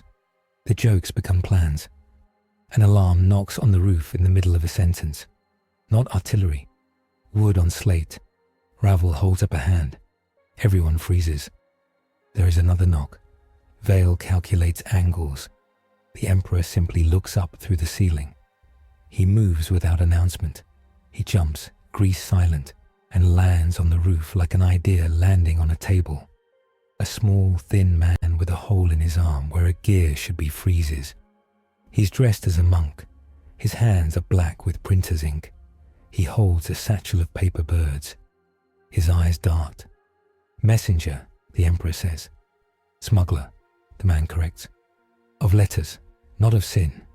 He swallows. He knows who faces him. Message for the canoness, from the choir below the choir. Vale steps onto the roof hatch with 2 soldiers. She takes the bird.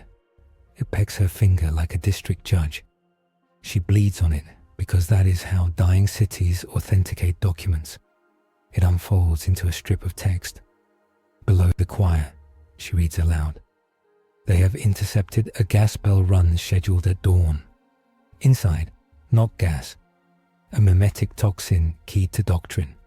A thing that will make bread seem unclean and water seem borrowed. She looks up. They will bring anti-sacrament. Ravel stands straighter. We change breakfast, she says. Then louder. Orders at dawn. No bread. No water alone. Porridge. Boil it with words. Any man who refuses porridge is either a fool or an enemy. Arrest fools and teach them. Shoot enemies politely. The smuggler licks his lips. May I go? Vale studies him. Why risk the roof? Wheels, he says. The streets have too many sermons in them now. I prefer shingles. The Emperor nods and holds the hatch. Find a safer vice, he says gently. The smuggler grins despite fear. No such thing, he says, and vanishes into the shingles like a poem that refuses to be memorized. They get 2 hours of sleep in pieces. Dawn tries again, this time approved. The porridge boils thick. The choir hums the sound a spoon makes on the bottom of a pot. Men eat suspiciously, then hungrily, then with defiance. Vale watches a population choose porridge and knows it is a victory. On the far edge of the city, gas bells bob like the heads of deranged cherubs. They drop their hoses. Instead of gas, they blow a whisper about dirt. It says dirt is sin. Men who breathe it will feel unclean, touching ground. The Emperor breathes in and feels his own contempt rise for dust. He does not let it bloom. He takes a handful of dirt and puts it on his tongue. He chews. The lion watches, horrified and then amused. He swallows. You live here, he says aloud to his own body. You will die here, but not today. The whisper flutters and dies in 13 lungs. The rest of the city is occupied chewing porridge loudly. The memory of dirt's taste will be an anchor later. Adoniel watches from the balcony, somewhat put out by the noise. He flicks the iron mitre with a finger as if to tune it. He murmurs to the advocatus, who says nothing because of the gold thread. Enough theatre, Adoniel says. Not lying. Bring the ledger. They bring it with 6 men bent under a weight that is mostly fear and steel. The ledger is a book big enough to be a stage. Its pages are iron. Its letters are cut into the metal with diamond styluses. It hums with a choir of dead accountants. Vale's eyes narrow. Super tithe, she breathes. They will invoice the city for existing since dawn. The debt will be payable in surrender. Ravel spits to one side and does not apologize. I hate invoices. The Emperor steps forward. He knows this tool. He invented a kinder one once, long ago, when he tried to count only to allocate bread. This one counts to allocate blame. The ledger opens. The left-hand page fills with the names. The right-hand page fills with tallies. The bottom shows an address. It is the cathedral line. The city shifts. Men feel themselves added up and found wanting. The trench becomes a cash register. The coins are bodies. The drawer opens.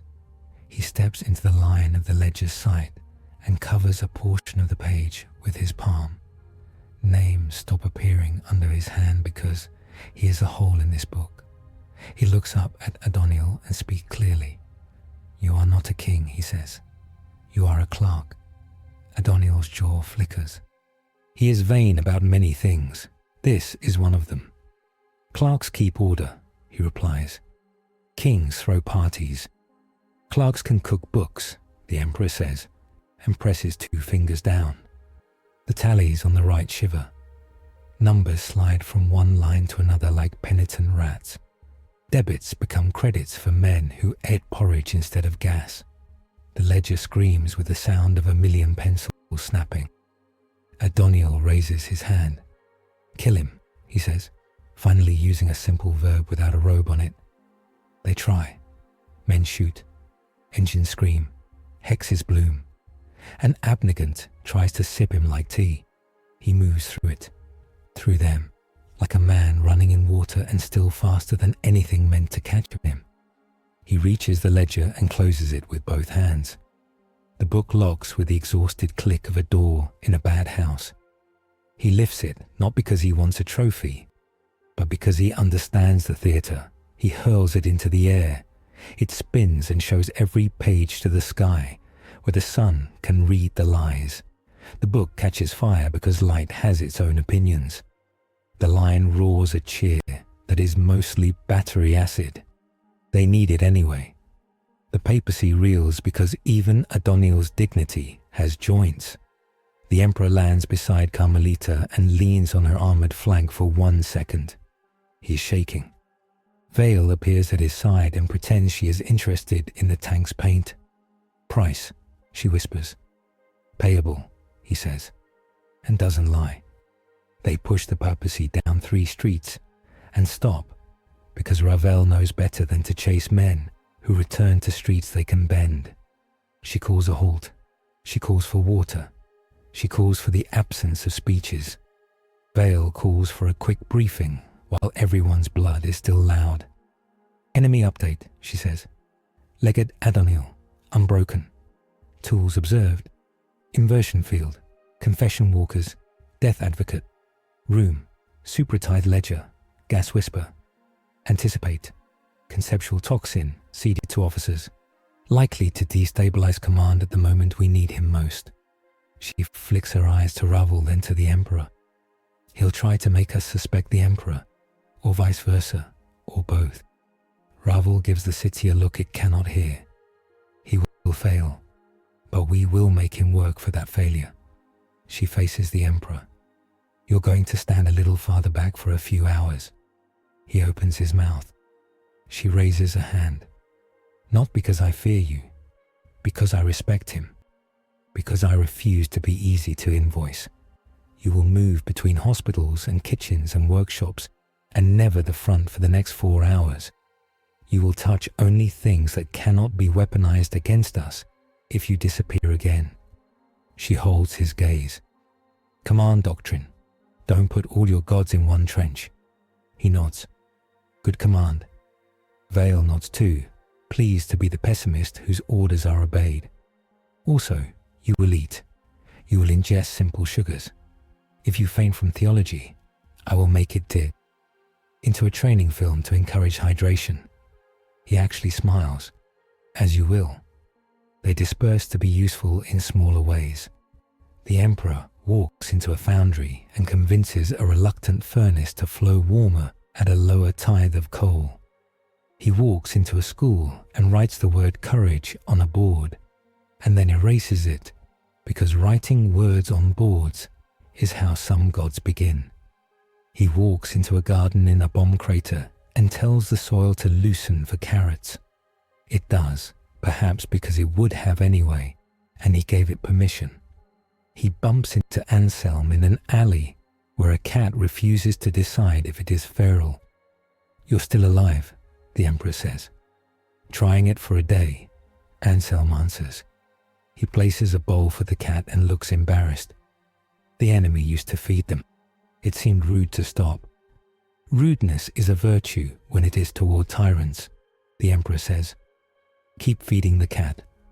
The cat refuses both of them and drinks when no one looks. They regroup at sunset under a sky smeared with smoke that pretends to be purple. Ravel inspects men. Vale inspects words. The Emperor inspects cracks. The quiet, before the next drumbeat stretches and then snaps, with a report that sounds exactly like a judge's gavel. A shape staggers down the street from the papacy side, small, wrapped in bandages. Soldiers lift rifles. Vale holds her hand out. Wait. The bandages unwrap themselves. Inside is a metal case. It opens. It shows a medal made of polished bone with a ribbon that looks like a sunset you can fold.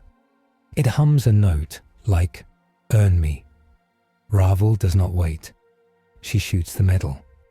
The bullet flattens and falls apologetically. "A ward trap," she mutters. They want to give him something. She nods at the Emperor without looking. Vale speaks very softly. They will make him pick a path with the ceremony. He hears and knows.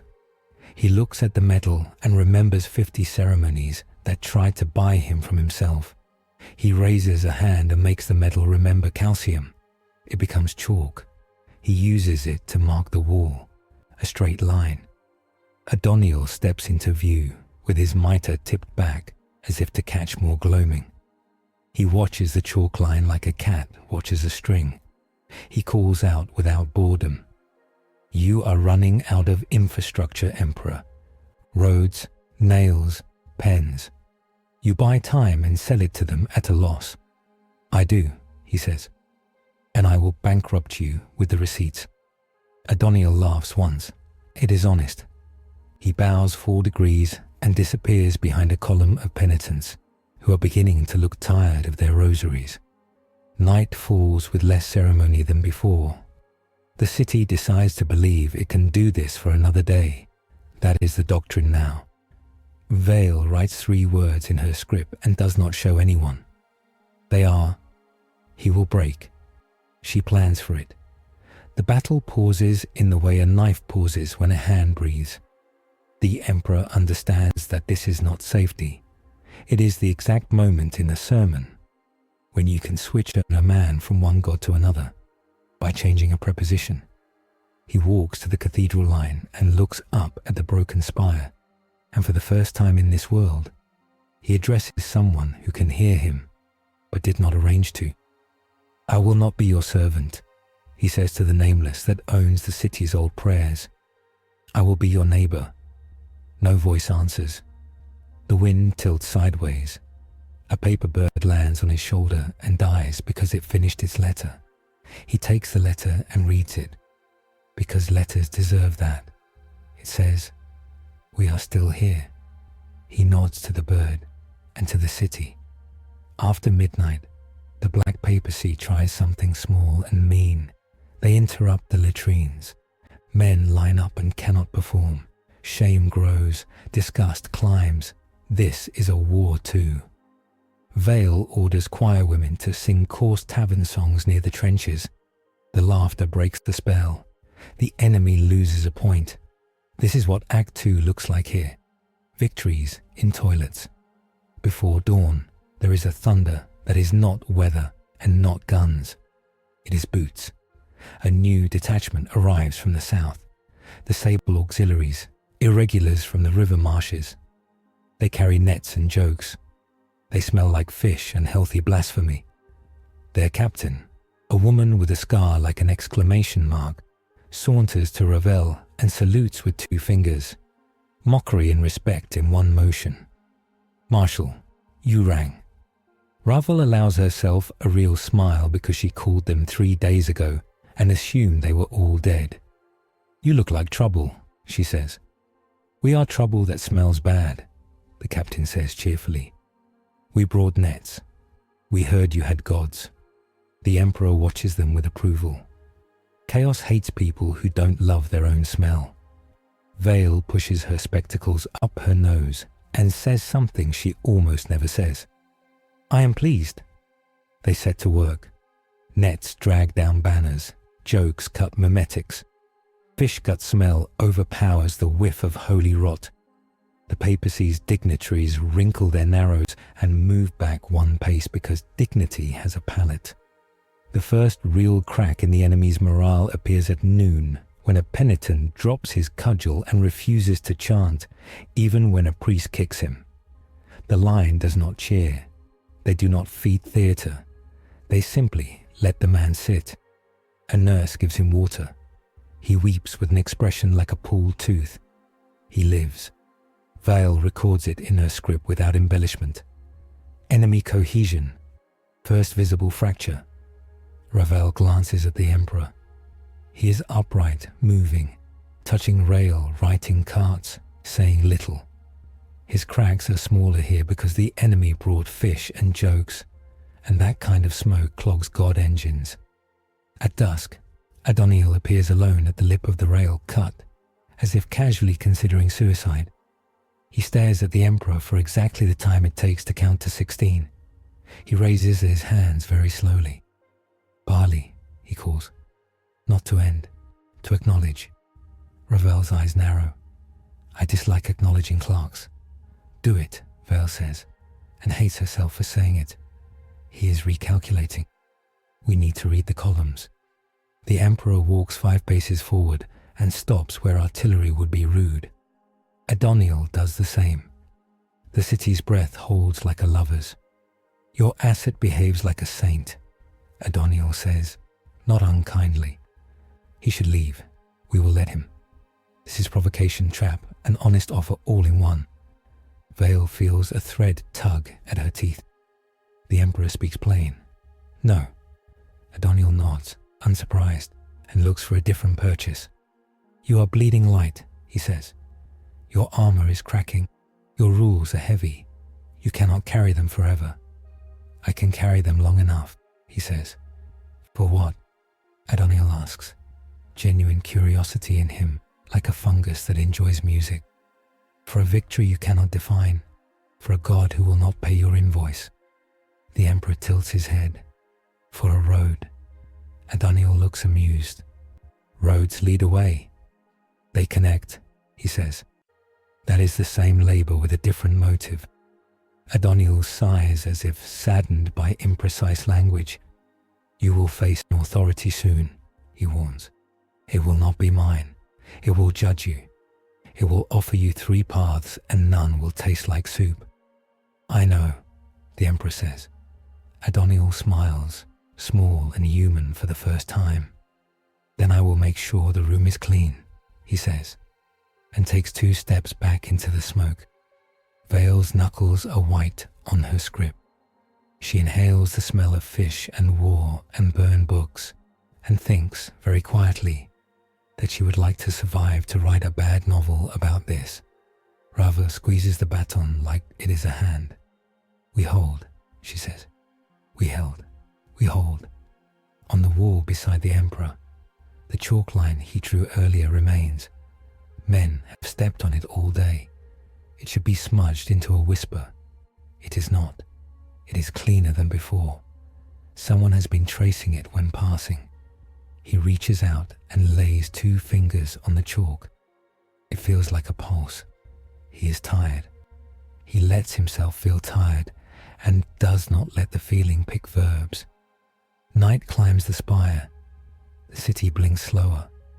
The choir master below the choir hums a tune that tastes like copper pennies in a pocket. The sable auxiliaries snore without shame. Anselm dreams of a cat that chooses him and wakes laughing at himself. Bale writes one last note and folds it into her sleeve. Ravel sits with her back to a map, because maps have stabbed her before in her sleep. Somewhere in the dark, the advocatus smiles under gold thread and cleans his pen. The emperor leans his head back against stone and listens to the future moving like a train in a tunnel. He does not brace, he breathes. The war room smells like breakfast scraped out of a pot and arguments. Ravel stands with her baton like a metronome that learned infantry drill.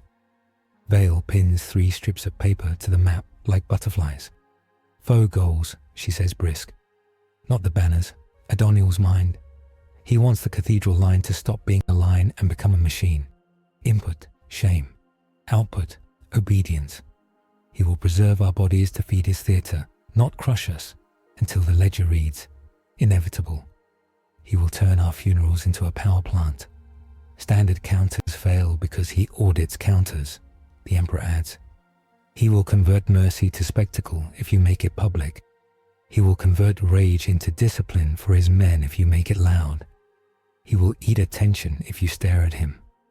Ravel lifts an eyebrow. And if we punch? He bills us for property damage, Vale answers, dead dry. Specifically, he will deploy a legal engine that invoices harm back into the city. We hit him and the bill prints under our name. The street bleeds. Then we don't hit him where he wants, Ravel says. We hit his clerk. Vale glances up through her lashes. The advocatus. A runner stumbles in. Hair pasted to his skull by a knight that pushed back. Marshal, he pants. East transept. Paper rain. Men signing without pens. Ravel's baton makes a decision in the air. We go. They move at speed that is not panic but its proud cousin. The east transept is a maze of alleys where laundry dreams of being flags. Its snowing clauses. They drift like ash, then cut like knives when they touch skin. Vale slaps one off her cheek before it can staple to her nerves. Jurisdiction writs, she snaps. They declare any act of defense an admission of guilt. Do not touch them. Men already have. A corporal tears a strip off his sleeve where the paper melted through cloth to find vein. He screams, not in pain, in insult. The strip reads, You consent. The advocatus mortis steps out of a bookshop whose windows grew tired of adjectives. The gold thread through his lips glints like a patient promise. He unsews his mouth 1 loop at a time. Each loop snaps like a finger bone. His smile is a ledger closing. Good morning, he says pleasantly. We're ready to accept your confession. The emperor steps into the street. The advocatus tilts his head as if checking a signature. Jurisdiction acknowledged, he purrs, because stepping is agreement if you write the floor. No, the emperor says, and the word lands like a sandbag on a scale. I walk, I do not agree. The advocatus produces a pen that is mostly nib, a suggestion of shaft, no ink. He draws a circle in the air. It doesn't glow. It hums. Men feel their teeth itch as the circle defines the rules of speaking inside it. Ravel's hand twitches toward a pistol. Vale catches her wrist. If you shoot into that circle, she says softly, the bullet will file a complaint against us. Then he fights, Ravel retorts, jerking her chin at the emperor. The advocatus bows. A duel. Terms. Any blow you land creates precedent. Precedent makes it easier for me to take the same blow from your city later. Any blow I land will seek consent. Consent will be harvested from your oaths." He smiles again. "You are an oath-rich man." The Emperor steps into the circle because that is the only way to move its edge. He speaks, slow. "I accept nothing you haven't earned." "Delightful," the Advocatus says, and writes the first stroke. The pen is a blade that writes wounds and then reads them aloud. It flicks, too small to see, and letters appear across the Emperor's cracked gauntlet. Tiny, legalistic word hooks that seek verbs to hang on. They stick in the hairline fracture and widen it, turning a crack into a clause. The Emperor meets the next stroke with his palm. He redirects, not blocks, because blocking would be agreeing to the angle. The nib slides along his lifeline and tries to define it. He squeezes gently. The nib squeals like metal, denying parentage, and snaps. It regrows at once. A fountain pen with thirst. The Advocatus steps with almost dancing feet. He writes in air and the letters sink into flesh, armor, street. Each curve demands that gravity respect new rules. The Emperor refuses a dozen small jurisdictions. "Not here, not this, not you." Each refusal costs light like signing in blood. The nib catches his cheek again, exactly where a mortar splinter kissed him hours before. The old wound opens with the politeness of a man answering the door when the knock sounds official. Golden light wells. The Advocatus inhales through his teeth, as if enjoying the bouquet of a wine. "Consider a settlement," he murmurs. 10,000 penitents discharged to your custody in exchange for one oath written under our letterhead. You will become the custodian of necessary penance. You will save lives. You will sanctify loss. You will be functional.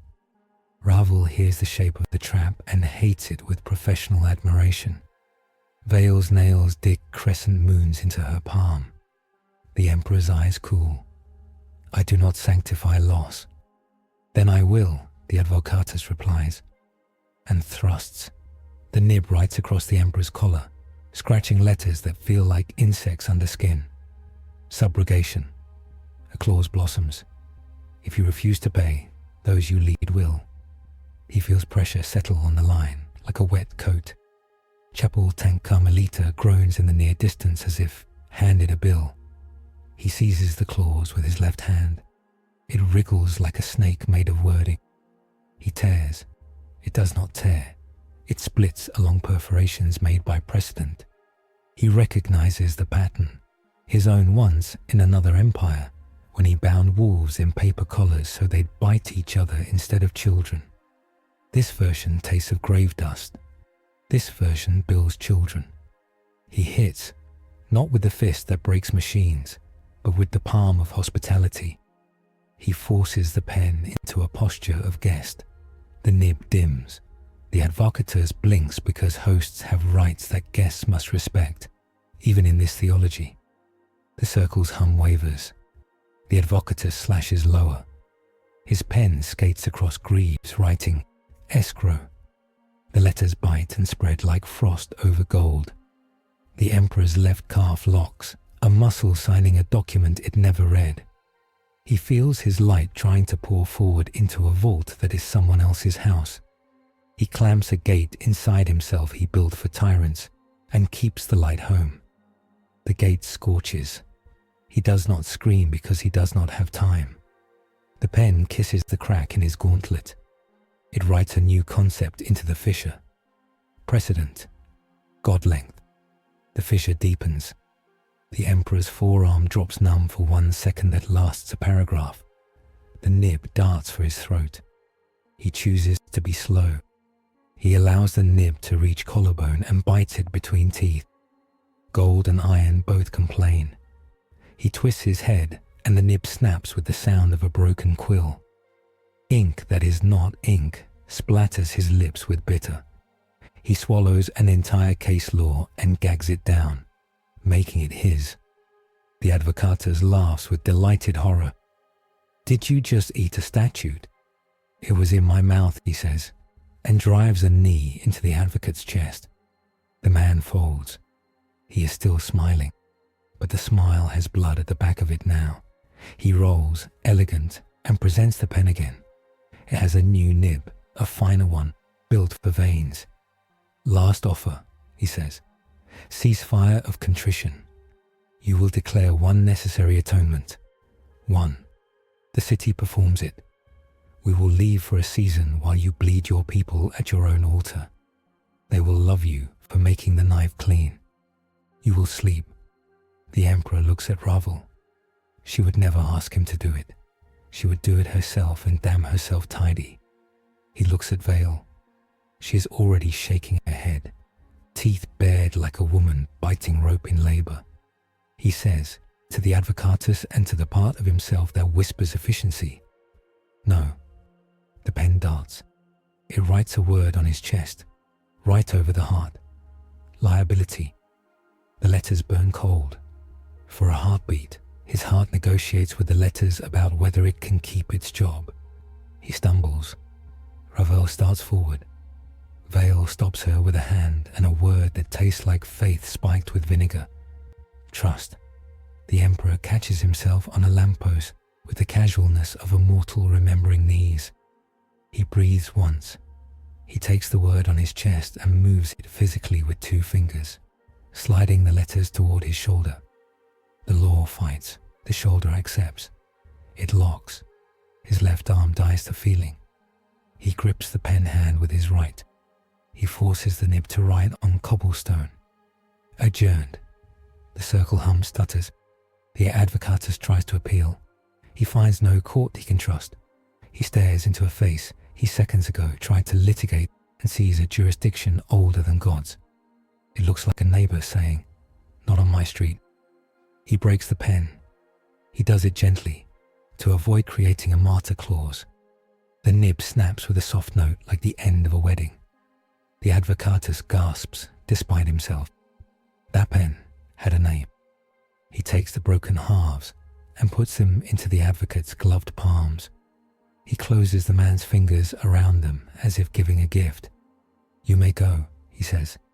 You may also come back. I will not sign. The advocatus bows, because the rules require it. As he straightens, he flicks a final strip of paper into the air. It flutters down and kisses the emperor's cheek where the mortar and the pen met. It sinks like a cold kiss and disappears into skin. Vale hisses. Wound channel. Deferred clause, the emperor says quietly. It will present a bill later. Codex note. Legal engines ride existing oaths. Breaking their pens deprives them of jurisdiction. But any clause that lands inside a prior crack will metastasize when invoked. Ravel breathes again because her body insisted. She's already signaling units to pull back into an order that won't look like surrender to shutters. Vale is already writing counter-liturgies that are not allowed to rhyme. The advocatus retreats with a dancer's economy. Gold thread back between his lips like a sutured apology. Adoniel is visible 2 streets away, applauding with his fingers not quite touching because he doesn't like committing. The line hums, shaky but living. The circle fades. The emperor steps out and sways exactly once. The numb left arm dangles like a stranger who refuses to leave a good party. He tucks it into his belt like a pilgrim's bundle and carries on. Vale is at his shoulder. Refusal with price, she states. Ruthless for him because he won't be for himself. Yes, he says. Liability migrates. Arm for city. We'll bandage with bureaucracy, she says, which is an unkind joke told with love. Walk. They walk because standing is too visible. Ravel sends a runner to order the sable auxiliaries to stink up the east transept until gods hold their noses. The runner returns with the news that smells like bad logic. Marshal, he says. Carmelita is gone. Ravel's eyes darken. Destroyed. Consumed, he says at a loss. Paper. Law. They rode a lean on her track and took the rest. The crew got out. They're ashamed. They think they failed a receipt. Ravel's jaw sets. Then we build a Carmelita out of requisitions and spit, she says. Crews don't answer to forms. The Emperor hears it like a sentence that cut his own skin.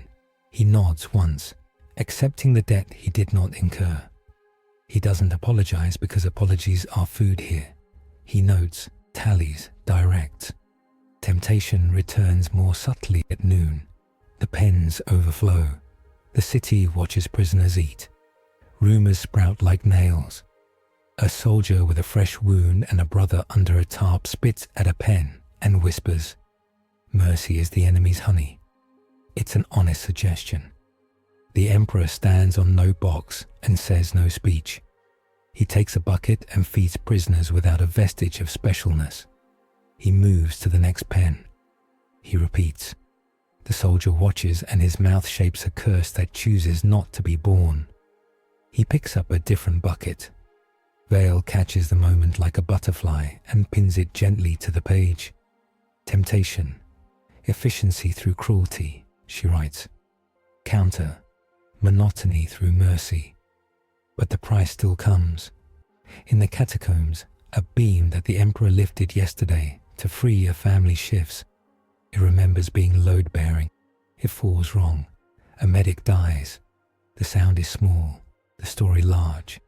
It travels the line like a splinter in a boot. He goes down there because that is what the wound on his chest demands. He kneels by the body and does not resurrect because he is not a liar. He cleans the man's face. He brings the mother into the light. He takes the splinter out by making the story louder than the lie, repeated until the city believes the truth again. Weight is dangerous because cities are heavy. We make mistakes. We bind wounds. We do not sign rooms that remove us from having to try. Evening throws copper at the city. The black papacy tests other flanks, not serious attacks, just pokes to bleed attention. Ravel gives them the minimum and banks the rest like a miser hiding coins in flour. Vale forbids speeches after sundown. The choir hums in 2s and 3s. The sable auxiliaries snag a banner and use it as a blanket for a wounded enemy. Then mock themselves for tenderness, so the gods can't eat it. He begins to shake after dark. It is minor, like a draftsman's hand after a long line. Vale notices. Ravel pretends not to honor him. The deferred clause in his cheek warms, a bad star rising. He licks a finger and touches it. The heat backs off, insulted by simplicity. The sacred comes without ceremony, because the city has been rude to ceremony. A bell that has been cracked since riot year 1 rings with a single clear tone. No hand moves it, no rope hangs from it. The note is exactly the pitch of a promise kept against odds so long that odds stop respecting themselves. Soldiers stop. Civilians look up. Priests look down. Vale's script stutters. Ravel lifts her baton and lowers it. A procession comes up the nave road under the broken spire, not papacy and not municipal. Armor that is gold without vanity. Faces behind helmets that do not advertise emotion. Men and women around them who make the air quiet in a way that strips sermons of hooks. Nulls, blanks in civilian jackets, walk in their wake like the sound of a book closing. Their captain steps forward. He does not announce his title. That would be theatre. He simply speaks, and the word carries because it's heavy and well made. Audience required, he says, and every man on the line feels a letter arrive with his name on it. Ravel's jaw tightens. She hates orders from people who arrivals write like this. She also respects them because she's alive. By whom? She asks flatly. The captain's visor turns to the Emperor. By the throne. Vale exhales through her nose because her body likes reminding her she's human.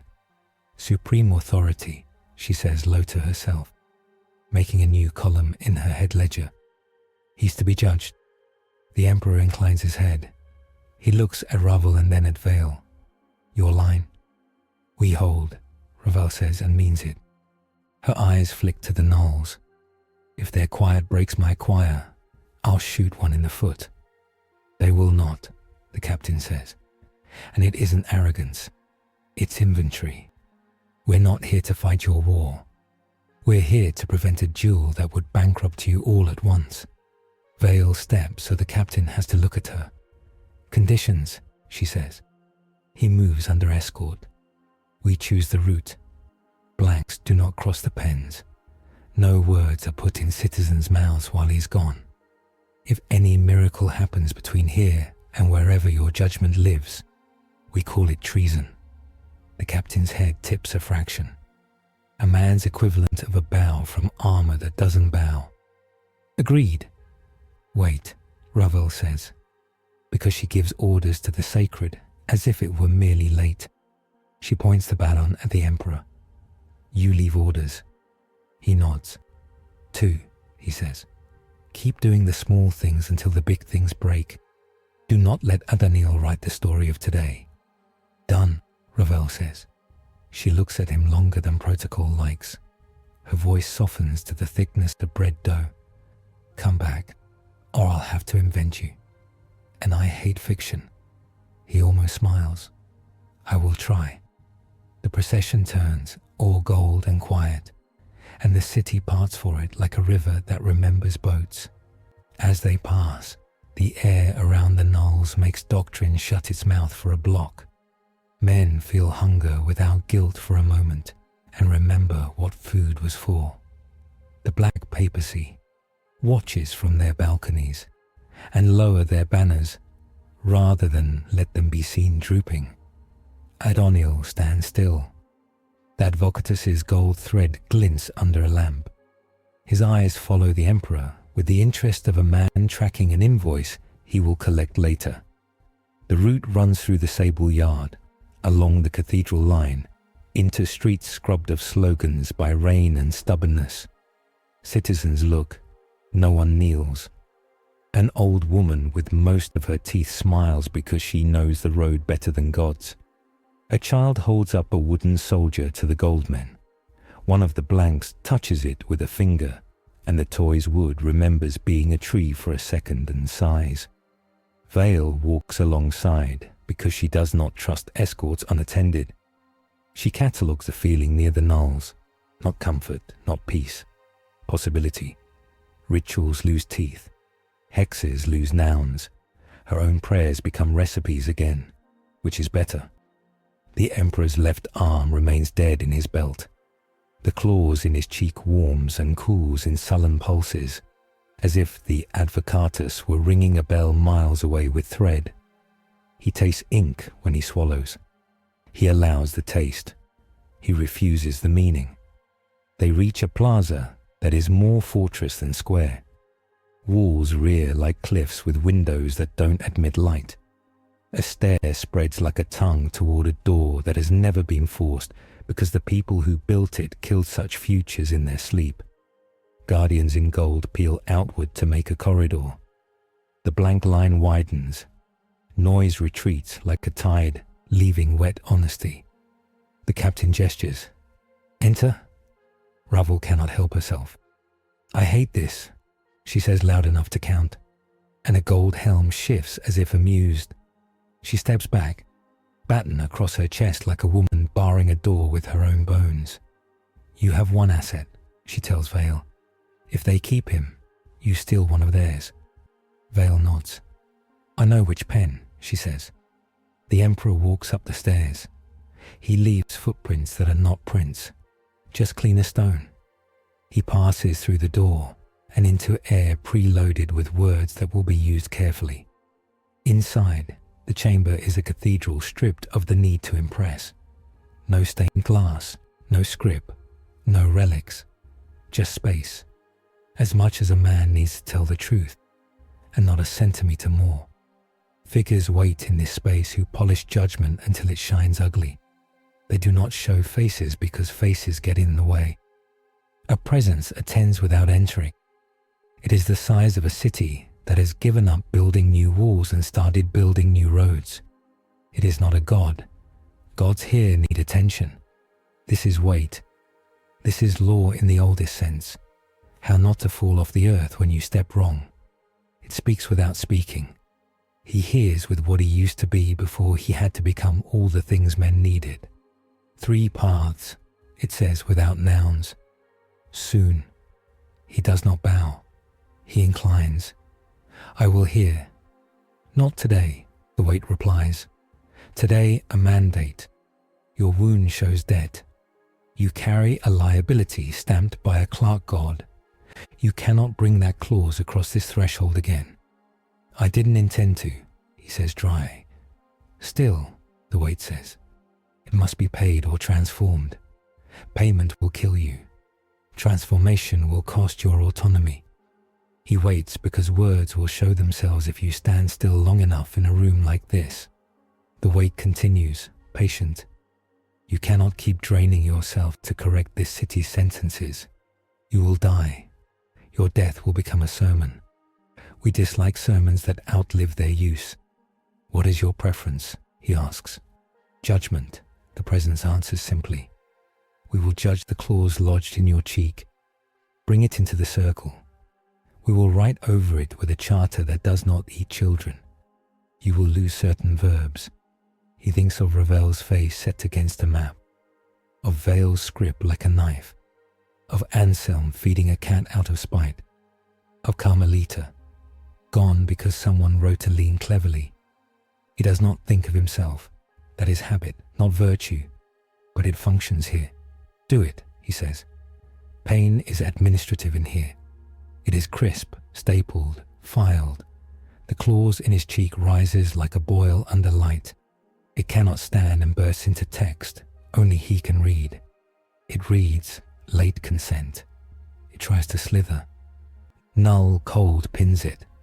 The presence writes over it with a letterhead that smells of honest bread. The pain recedes. He breathes. His left arm throbs hot once, then returns like a limb after a bad dream, tingling with pins. He didn't put there.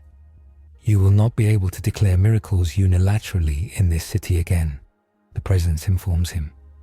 Your light will require a second witness. Your work will be slower. It will cost you less. It will save more.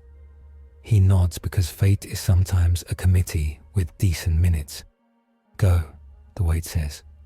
Return for judgment when the city can stand without leaning on you. He turns. The gold men outside do not salute. They inventory. The blank silence follows him down the stairs like a clean shadow. Ravel's eyes hunt his as soon as he emerges. They find him. They relax a fraction. Vale's gaze goes straight to his cheek and reads it like a page.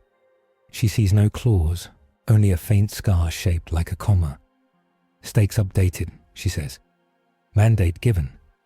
Yes, he says. I work with witnesses. Witnesses, Ravel repeats. Tasting command advantages. Good. Everyone hears this. If the golden man acts alone, he pays in blood. If he acts with a witness, he pays in paper and sweat. Choose to do paperwork. They return to the line. The city breathes with them. The black papacy notes the gold and the blanks and draws conclusions that are not entirely wrong. Adoniel's iron mitre tilts. He murmurs to the advocatus, keeps his lips shut because that is his Sabbath. The emperor returns to work slower on purpose. He touches a jam gun only after a private says, I see it, and points where a burr has grown. The gun thanks both of them with a clean cough. He lifts a beam only after a nurse puts her hand on it too and says, on 3, and they both count with breath. Corruption lingers, cautious now. Words crawl under his skin at random hours, and he feels compelled to narrate his actions into doctrines. He refuses by making Vale write instead. He allows her to be his witness and his editor. It saves him from being a myth, and the city from being a footnote. Night raises its black flag on the spire stump. The line settles into shapes that make sleep possible. The sable auxiliaries string nets that catch jokes. The pens settle with a sound like rain on tin. Somewhere, a child finishes a slice of carrot and declares it an orange. The city lets her be right for a minute.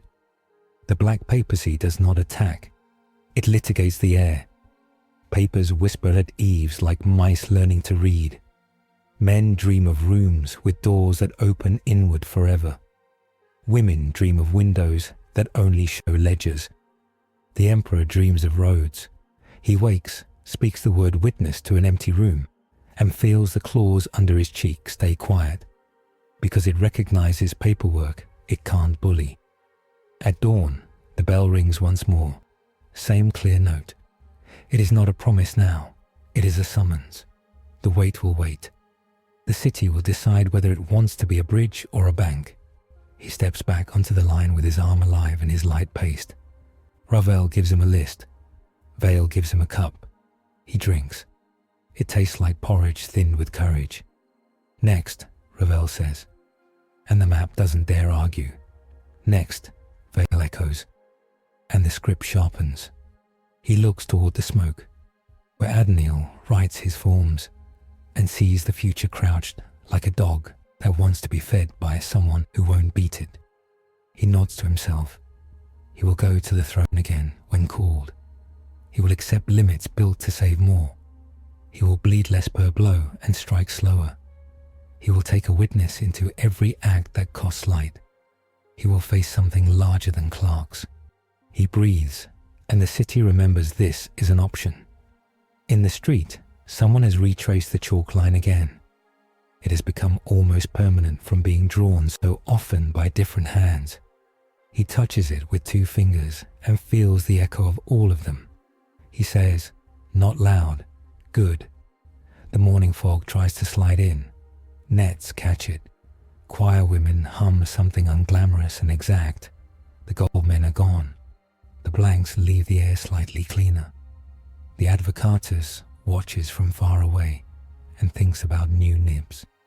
Adoniel stands in a doorway and rehearses the grammar of what comes next. The emperor squares his shoulders. He will walk a road that ends in judgment on purpose. He will make the city walk with him, step by stubborn step. He will teach mercy to keep time. He will turn doctrine into work. He will not allow gods to invoice children. He steps forward. The trench breathes with him, as if lungs in dirt have decided not to sell air today. The escort forms in the grey between bells, gold men and blanks taking the road like carpenters measuring a beam. The emperor steps into their pace. Witness doctrine already a habit. He looks for hands to touch before he works. Ravel and Vale flank for 3 blocks, like parents walking a boy to a train they hate. The cathedral line opens its jaw. Civilians peel back along cellar mouths and shattered stoops to watch. A gas priest rings a bell once, then stops, embarrassed by the weight that follows the gold. A child salutes with a spoon. They pass a chapel stabilized with sandbags and stubbornness. Inside, pews become pallets. A medici with boiled leather for hands glares at everyone equally. No miracles without signatures, she says, daring the world to contradict her. Agreed, the emperor answers. He kneels by a man breathing like a stuck hinge. Witness, he asks. A nurse's palm touches his pauldron. Witness, she says. He breathes along the hinge, counting 4s. In, hold, out, rest. The man's ribs follow, reluctant at first, then obedient. Colour returns like a rumour that decides to be true. The nurse exhales a curse of relief, shaped like respect. Vale watches, tallying costs, with an eye that has learned the numbers aren't just his. This makes us slower, she murmurs to the gold captain. It also makes it survivable, the captain says. His voice is a file-smoothing burrs. Your city confuses speed with obedience. Because speed saves lives, she snaps. And demands them, he replies. Your marshal knows the trade. You know the price. His visor tilts toward the Emperor. He knows both. They move again. The escort threads alley and trench, a procession without hymns. Blanks leave pockets of quiet that make a whispered hexes choke. The papacy's watchers on balconies swallow their slogans and spit them later when the gold has passed. In a tunnel under Chapel Street, candles mark a path like stars brought within reach. The air smells of wax, oil, and promises kept roughly. A mendicant choir hums to the timbre of boots on stone. Veil falls in beside the captain, because words prefer company. Your blanks make my choir feel naked, she says. I will not apologize for resenting that. You need not, the captain replies. Resentment keeps your throat honest.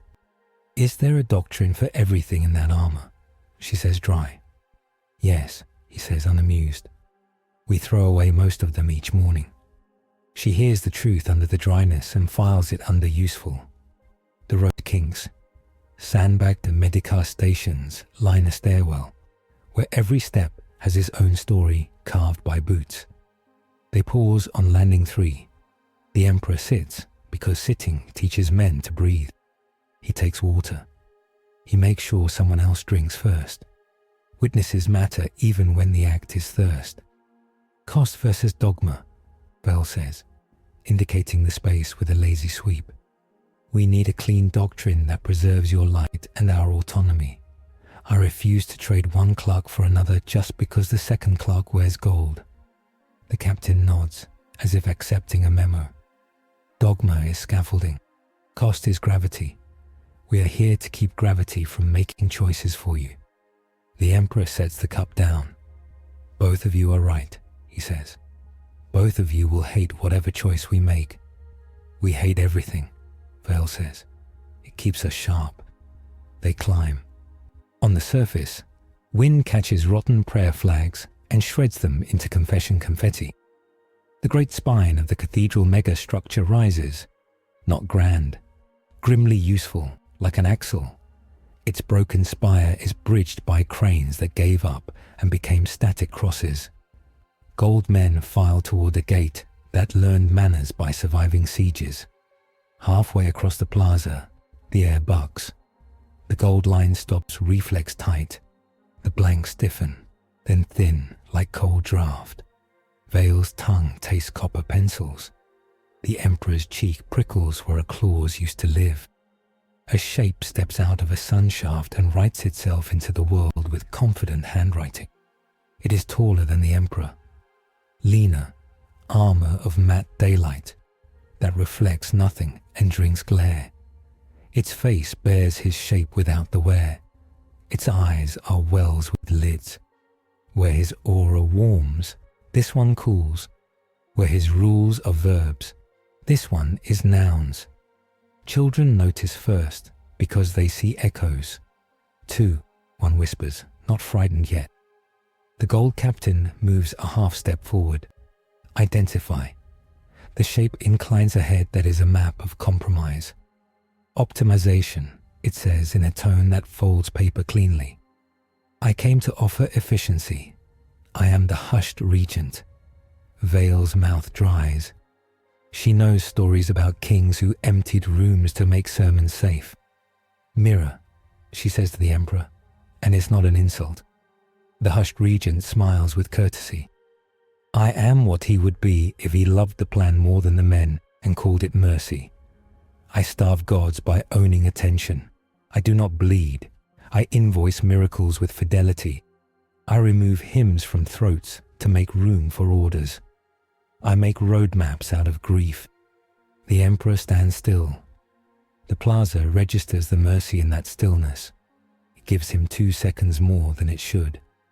No, you have not heard the terms, the hushed regent says, patient. That is my improvement. I make terms before I make war. I believe in clarity. I will build for you a jurisdiction that requires 2 witnesses to hurt and none to heal. I will centralize all attention under a charter that feeds no god but logic. I will become your sanctioned tyrant so that you may be your own saint. You will live. He feels the hook with his hands, not his ears. It is not bait. It is a handrail on a steep stair.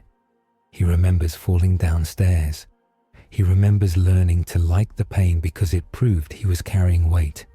He remembers 100 futures where he accepted an easier lever and broke the fulcrum.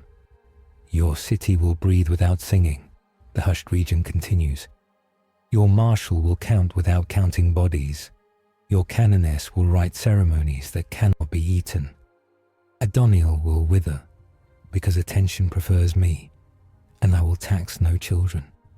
Attention prefers you, Vale repeats, stalling the speed at which the shape takes the air. Because I am appropriate, the hushed regent says calmly. Because I am safety that does not apologize. I am the emperor without roads. I am the house that locks its doors before anyone arrives. I am the quiet that cannot be taxed. The blanks near it flicker, uneasy, like instruments discovering a note that breaks them. The gold captain shifts his feet in the economy of a man deciding whether to die here. He looks at the emperor for a command and receives none, which is a kind of command. The hushed regent lifts his hands. No weapons show. The plaza's sound drains outward like water finding a lower truth. Choir women feel their throats forget songs that are older than their mothers. Ravel skids into the edge of the square with squads ready to distrust. She sees the double and swears a short holy word of her own.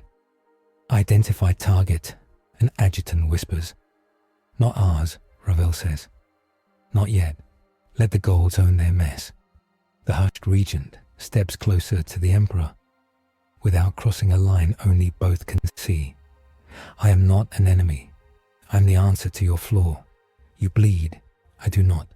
You ask for witnesses. I am my own witness. You accept limits. I am the limit made law. Accept me. Incorporate me. Take your hand off the stove. The emperor wants to say no, with enough heat to cauterize the conversation. He doesn't. He looks at Vale. Witness. She steps to his side and puts 2 fingers on the rim of his pauldron. Witness, she says, voice flat with purpose. And objection.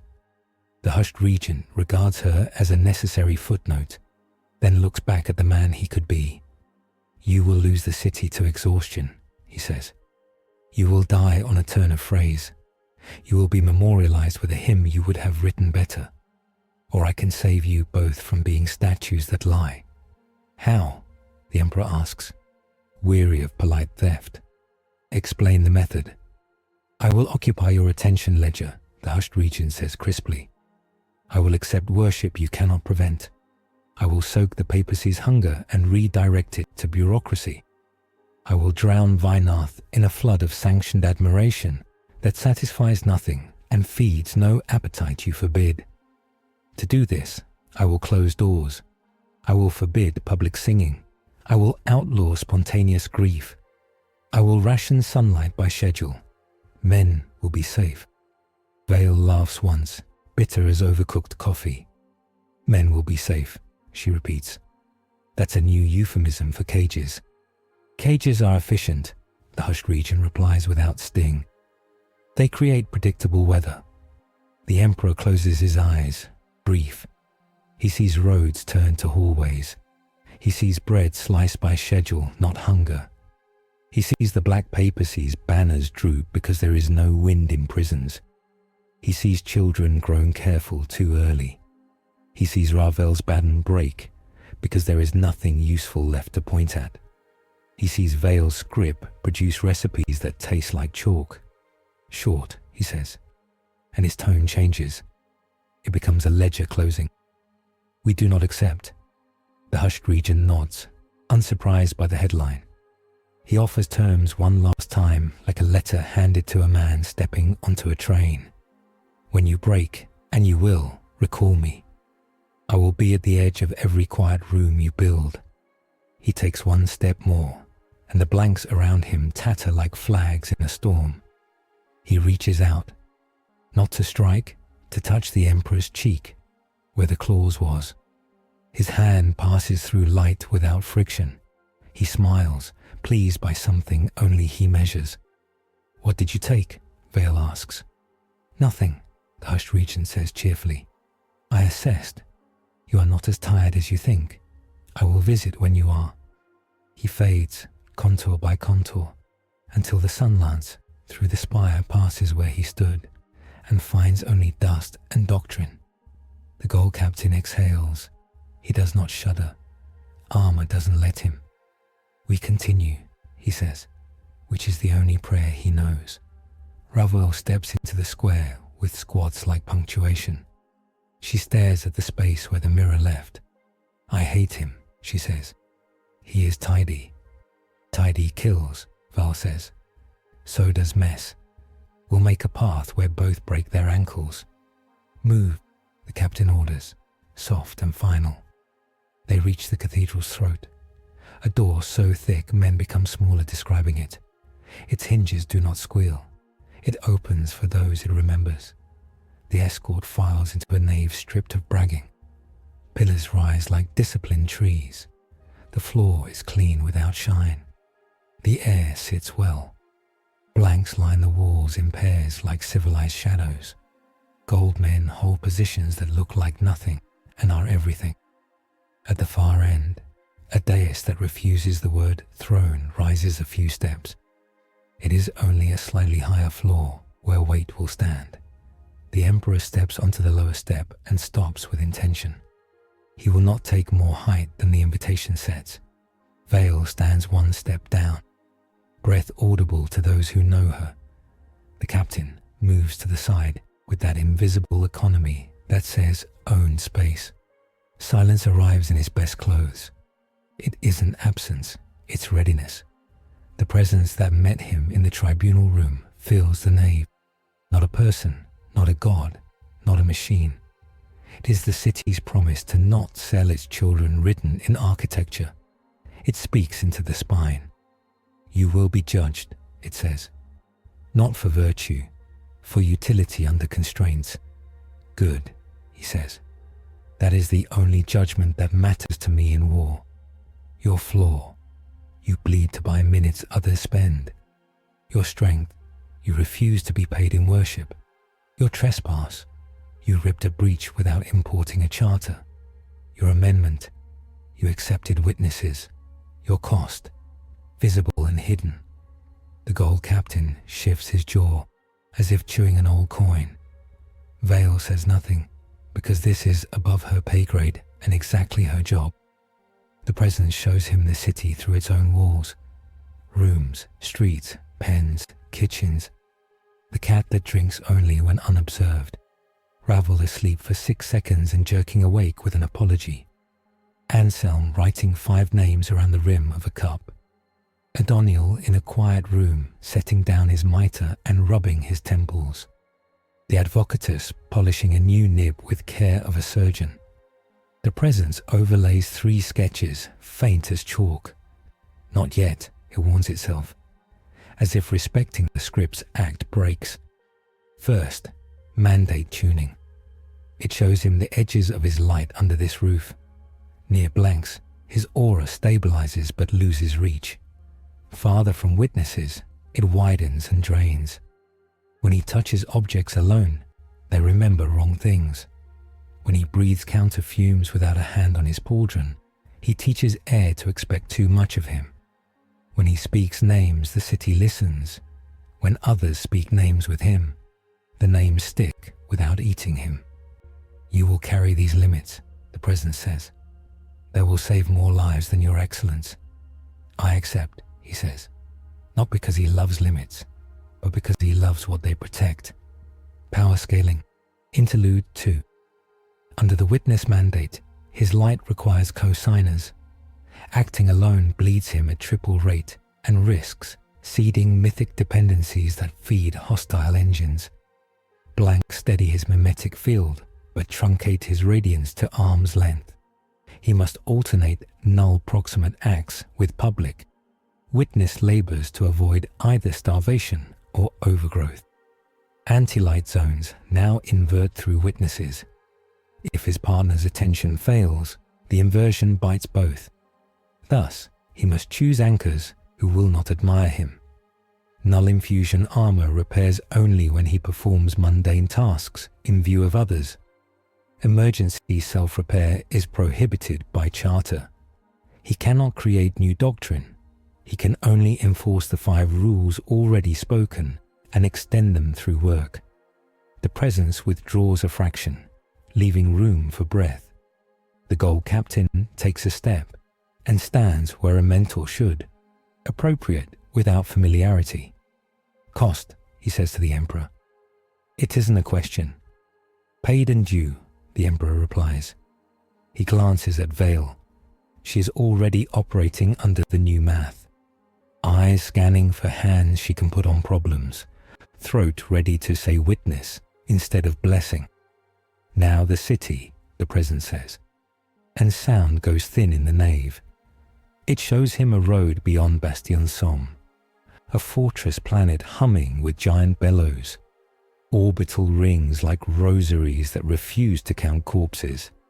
Pilgrim fleets measured in arguments. Cathedrals not for worship but for inventories. It shows an authority that is not a person. A compact between cities that no longer believe in kings and refuse gods equally. Reach the throne, the weight says.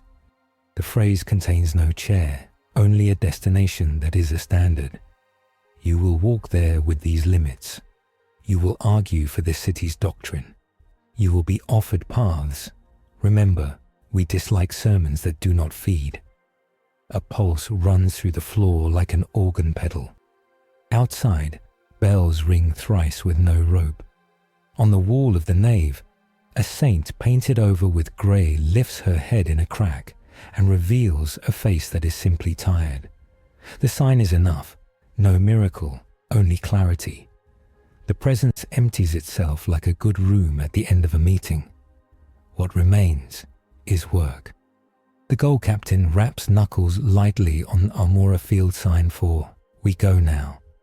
He turns to Vale. Escort leaves through Catacomb 6. Your marshal will hold the line.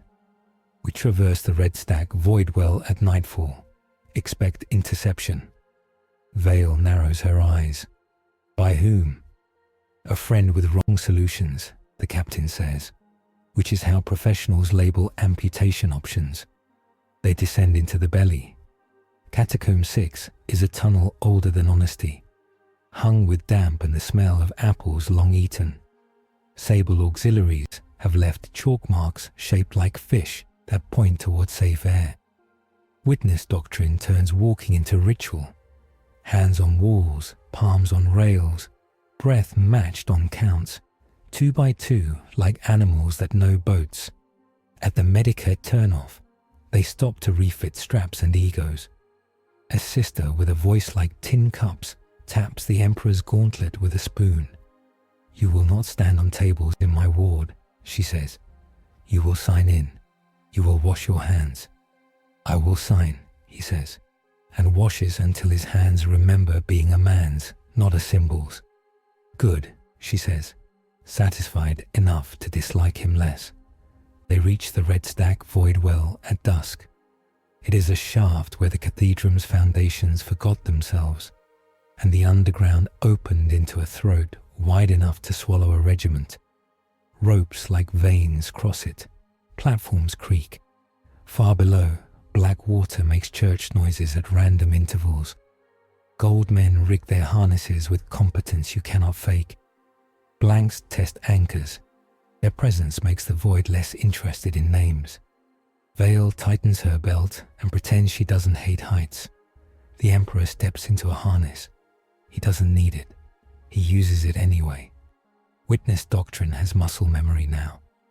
They swing out over the dark. Lamps below blink like eyes that change their mind about blinking. Wind moves up the shaft. It smells of stories and fees. Halfway down, the ropes thrum, not wind.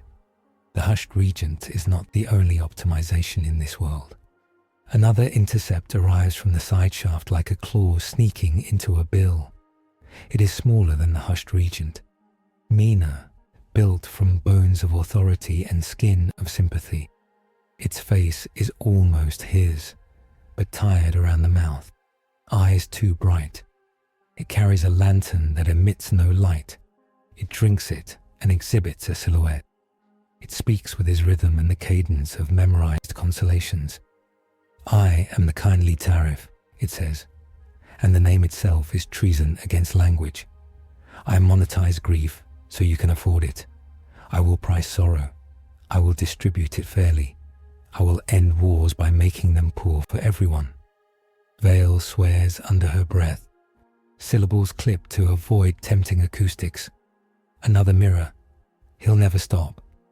I am here as kindness, the tariff says, swinging in slow, elegant arcs above the well. You cannot carry all. I will make everyone pay a little so none pay much. Your marshal will love me. Your canoness will write hymns to budgets.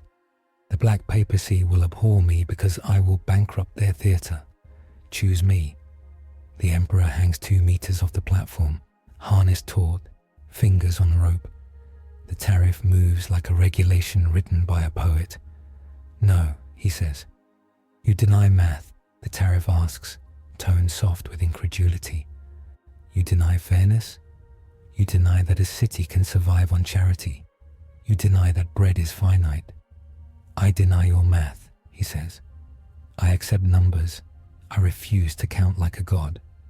The tariff sighs, disappointed in the way of a teacher marking a charming failure. It swings closer, lanterns sucking shadow off the ropes. Fibers whiten under subtraction. Knots complain. The gold captain puts a hand on a stay and speaks evenly. Region was fan, this is file. Fan pushes, file scrapes. Both remove. Counter? Vale asks, eyes flicking for anchor points. Witness, the captain says. Vale reaches. Her hand finds the emperor's shoulder again. Witness, she says. And then louder. Hands on rope, all of you. Touch. Name your fingers. Count together. They obey because ritual is just a habit you can count. Thumb, Anselm says somewhere above. And 6 men around him say it too. Forefinger, a sable woman repeats. And the rope hears her and believes her. The tariff shifts tactics. It speaks terms to the city through the well. Each morning, 1 apology per household, written on clean paper, burned at noon. Each evening, 1 laugh per household, taxed. 1 song per week, licensed. 1 death per alley, registered. You will have order. You will have affordable grief. You will survive your own goodness. Price, Vale barks at the captain. Self-respect, he says. It is always the price. The emperor lifts his lanternless gaze to the kindly face. You will make sorrow a utility, he says. You will sell it in pipes. You will meter tears. I will prevent floods, the tariff replies. He looks down. The black water glugs on cue. He looks up. Blanks lean into the ropes, making absence useful. He looks sideways. Vale's fingers dig crescents into his armor. He looks inward. The road holds. No, he says again, and adds a verb. Withdraw. The tariff does not move because he has not received a number. The emperor breathes past the urge to punch and states a charter line that the presence gave him. Mercy is not budgeted. Loss is not taxed. Bread is counted for mouths, not for sermons. He doesn't shout. The well itself carries his voice because it likes rules that keep children. The lantern flickers with an attitude. The tariff's mouth tightens. He swings out, his arc a graceful concession. You will die an extravagant, he warns. I will live a human, the emperor replies. A sign arrives from above. The cracked bell rings once, the exact note of enough. It is petty and perfect. The kindly tariff fades with the decency of a bureaucrat leaving when the list is finished. They make the platform. Men's hands shake after they tie knots anyway, because shaking is an honest verb. Vale slaps her own cheeks once, hard to make sure her face belongs to her. The gold captain checks his people with a glance that leaves no corners uncounted. Move, he says. We are not yet at the place where our uniforms make sense. The catacombs widen into halls that learn their geometry from patience. They climb and emerge into a barracks where gold men rest without relaxation and blanks practice being absent. A small chapel sits in the corner without a name. The emperor steps in and stands because sitting here would be theatre. He does not pray. He removes a nail from a bench and pockets it. A loose nail kills children in the right story. Vale waits at the door and watches him do nothing expensive. "Cost looks like this," she says to the captain. "Good," the captain answers. "I prefer it to blood." They cross the last threshold, a gate of dark iron made of rails welded from 5 different centuries. The courtyard beyond is not quite outdoors. The city's roof squats close overhead. In its center stands the throne, which is not a chair. It is a machine that measures intentions, a ring of stone lit from within by a slow pulse, a rostrum of quiet, a dais for wait to speak. Guards line it with their backs to it, as if protecting the world from it rather than the reverse. Ravel arrives, batting a metronome that has traded tempo for tone. She did not want to be left behind. War dragged her here anyway. She stands across from the emperor and nods once, sharp.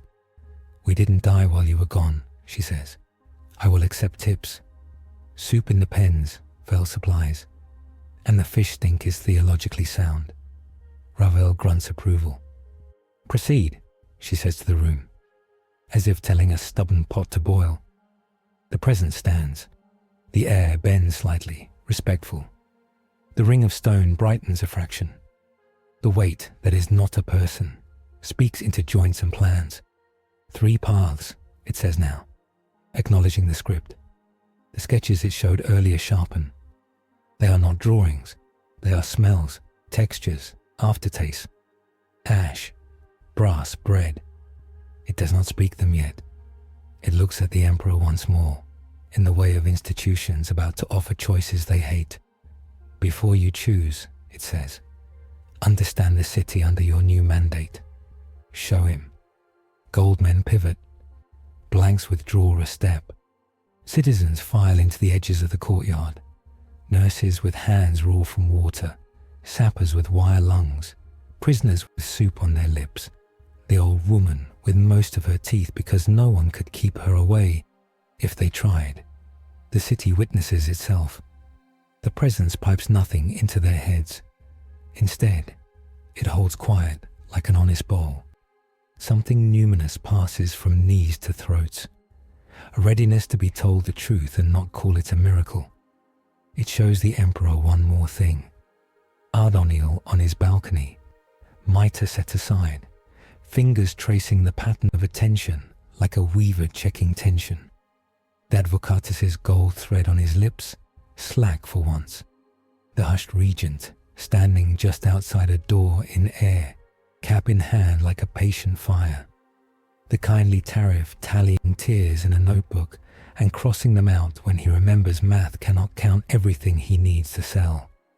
"Reach the throne," the presence says finally, as if reminding him which story he is walking. Here and elsewhere. Choose a path that strengthens cities, not gods.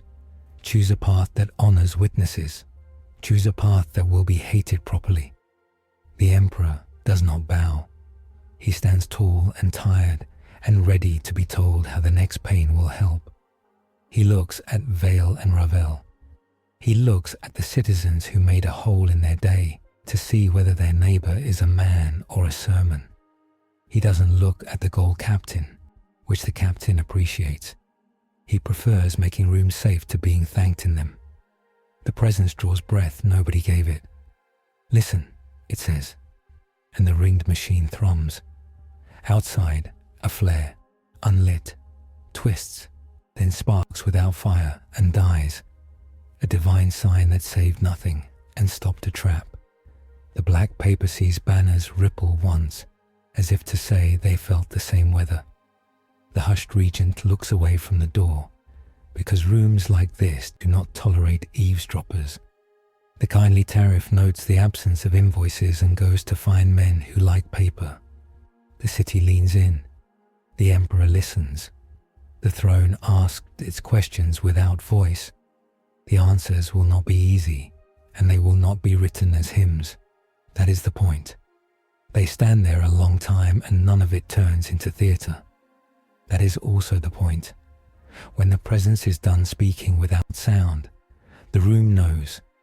The choice will come with a transformation, a sigil burned into work rather than into foreheads, a mandate written as a recipe. The city doesn't applaud, it untenses. The gold captain taps the butt of a spear lightly on stone, the agreed sign for break and breathe. Ravel exhales and lets it sound like anger. It is love. Vale closes her eyes and counts 1 to 5, not because numbers are holy, because they help. The emperor feels the new weight on his shoulders fit, where old weights hurt. He knows where the joints will grind. He knows where the armor will crack. He knows who will witness. He knows who will test. He knows what he will refuse. He knows what he will lose. He opens his eyes. Next, he says, because the city understands that word better than any prayer. They turn from the ring to the road. The escort reforms. Blanks take stations where attention is most likely to be weaponized. Goldmen accept that their job today was not to kill anything but to hold doors. Ravel rotates squads by instinct and insult. Vale finds the cup with 5 names and checks the rim. The letters are intact. They descend the steps together into a city where work waits with crossed arms. The throne does not bless them. It does not need to. It inventories them and lets them pass. On the plaza, a small pageant happens without permission. A sable auxiliary throws a net and catches a strip of hymnograph. A child laughs. A prisoner smiles and then looks ashamed and then stops, because no one makes him. A gas priest takes the bell off and rolls his neck like a man. A choir woman hums a nonsensical tune that makes hammers hit on rhythm. The presence behind them is not a god. It is a standard. They meet it by moving. The hushed regent watches them go with fond contempt. He will offer again. The kindly tariff chalks a number on a wall and is arrested by a cat. The cat erases the chalk with its tail. Adoniel pulls the mitre on heavier and writes another list. The emperor walks under a sky stitched together by cranes and will. He carries a nail, a witness, a plan, and the knowledge that judgment did not end. It migrated into the next decision. He will make it at speed. He will slow himself when the city needs him to not be spectacular. He will bleed like a man who knows where the towels are kept. He reaches the line. The line breathes like lungs that didn't sell their air. He looks once at the broken spire. He looks once at the chalk line on the wall. He looks at the road and sees 3 forks drawing themselves in dust. He keeps moving. The ring's pulse steadies like a heart that has learned the jog. The weight does not speak in words. It films his eyes with 3 scenes. A road runs backward into a breach that smokes. On the far side, ages he built and broke, faces he failed and saved. The path is labelled with a feeling, not a noun. Return. It smells of rain on old armour. It promises that if he steps, time will fold and he will wake where he belongs. Cost drips from the ceiling. Memory itch that won't scratch. Every hour he stays, this city fades. Every name he learns here bleaches. He would be a king again.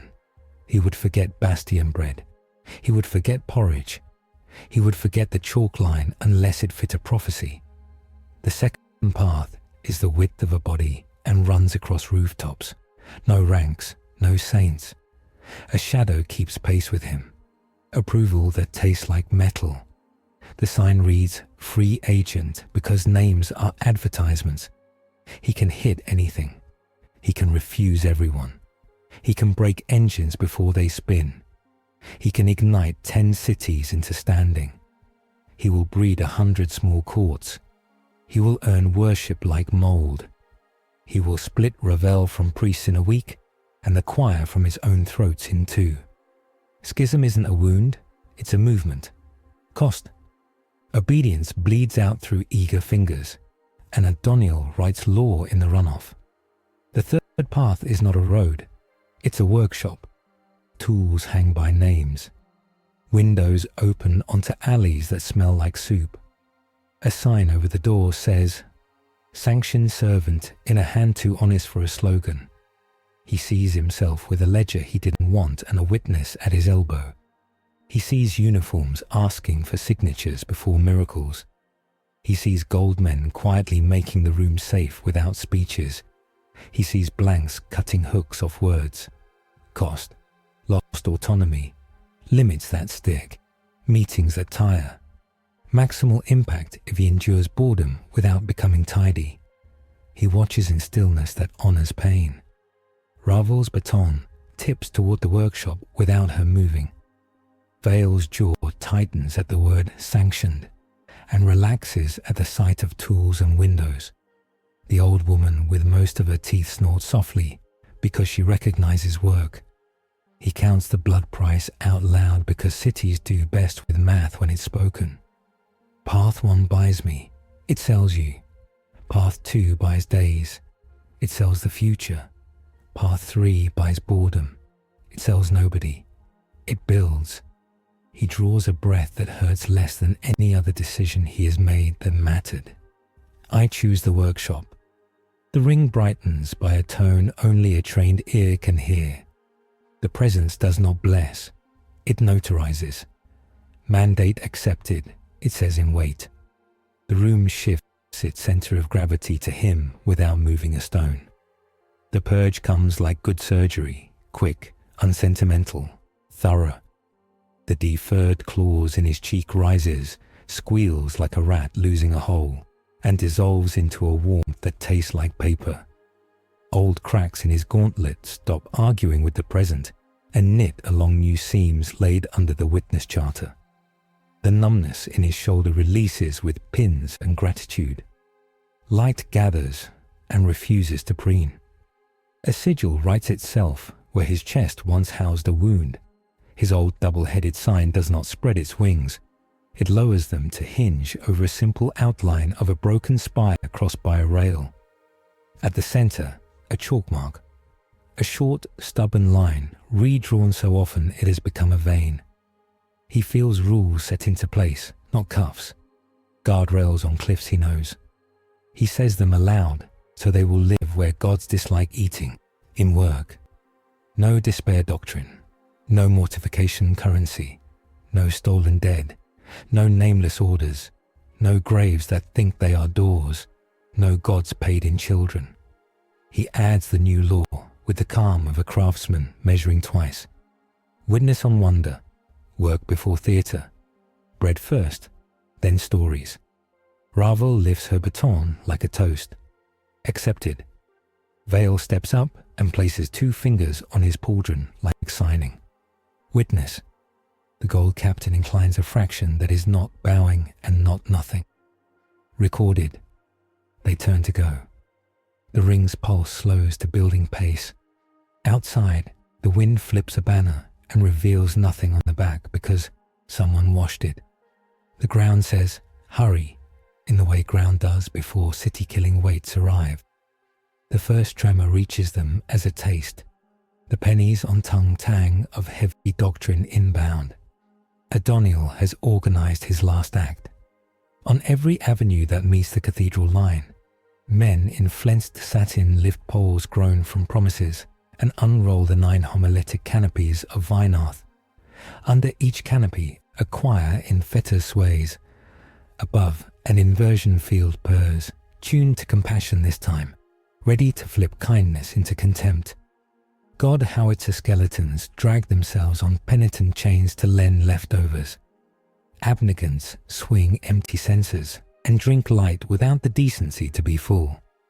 The inspectorate's cousins, auditor minor, tick behind glass like clocks that never forgave time. Ravel is already talking before the quake finishes the sentence. Positions. No squares, no stage. Stagger, auxiliaries, nets for banners, gas priests, boil water, choir, pairs, no mass. Vale walks with him, script dead at her hip because she cannot afford it to write scripture by itself under those canopies. They rewrote disgust, she mutters, hearing it in the hum.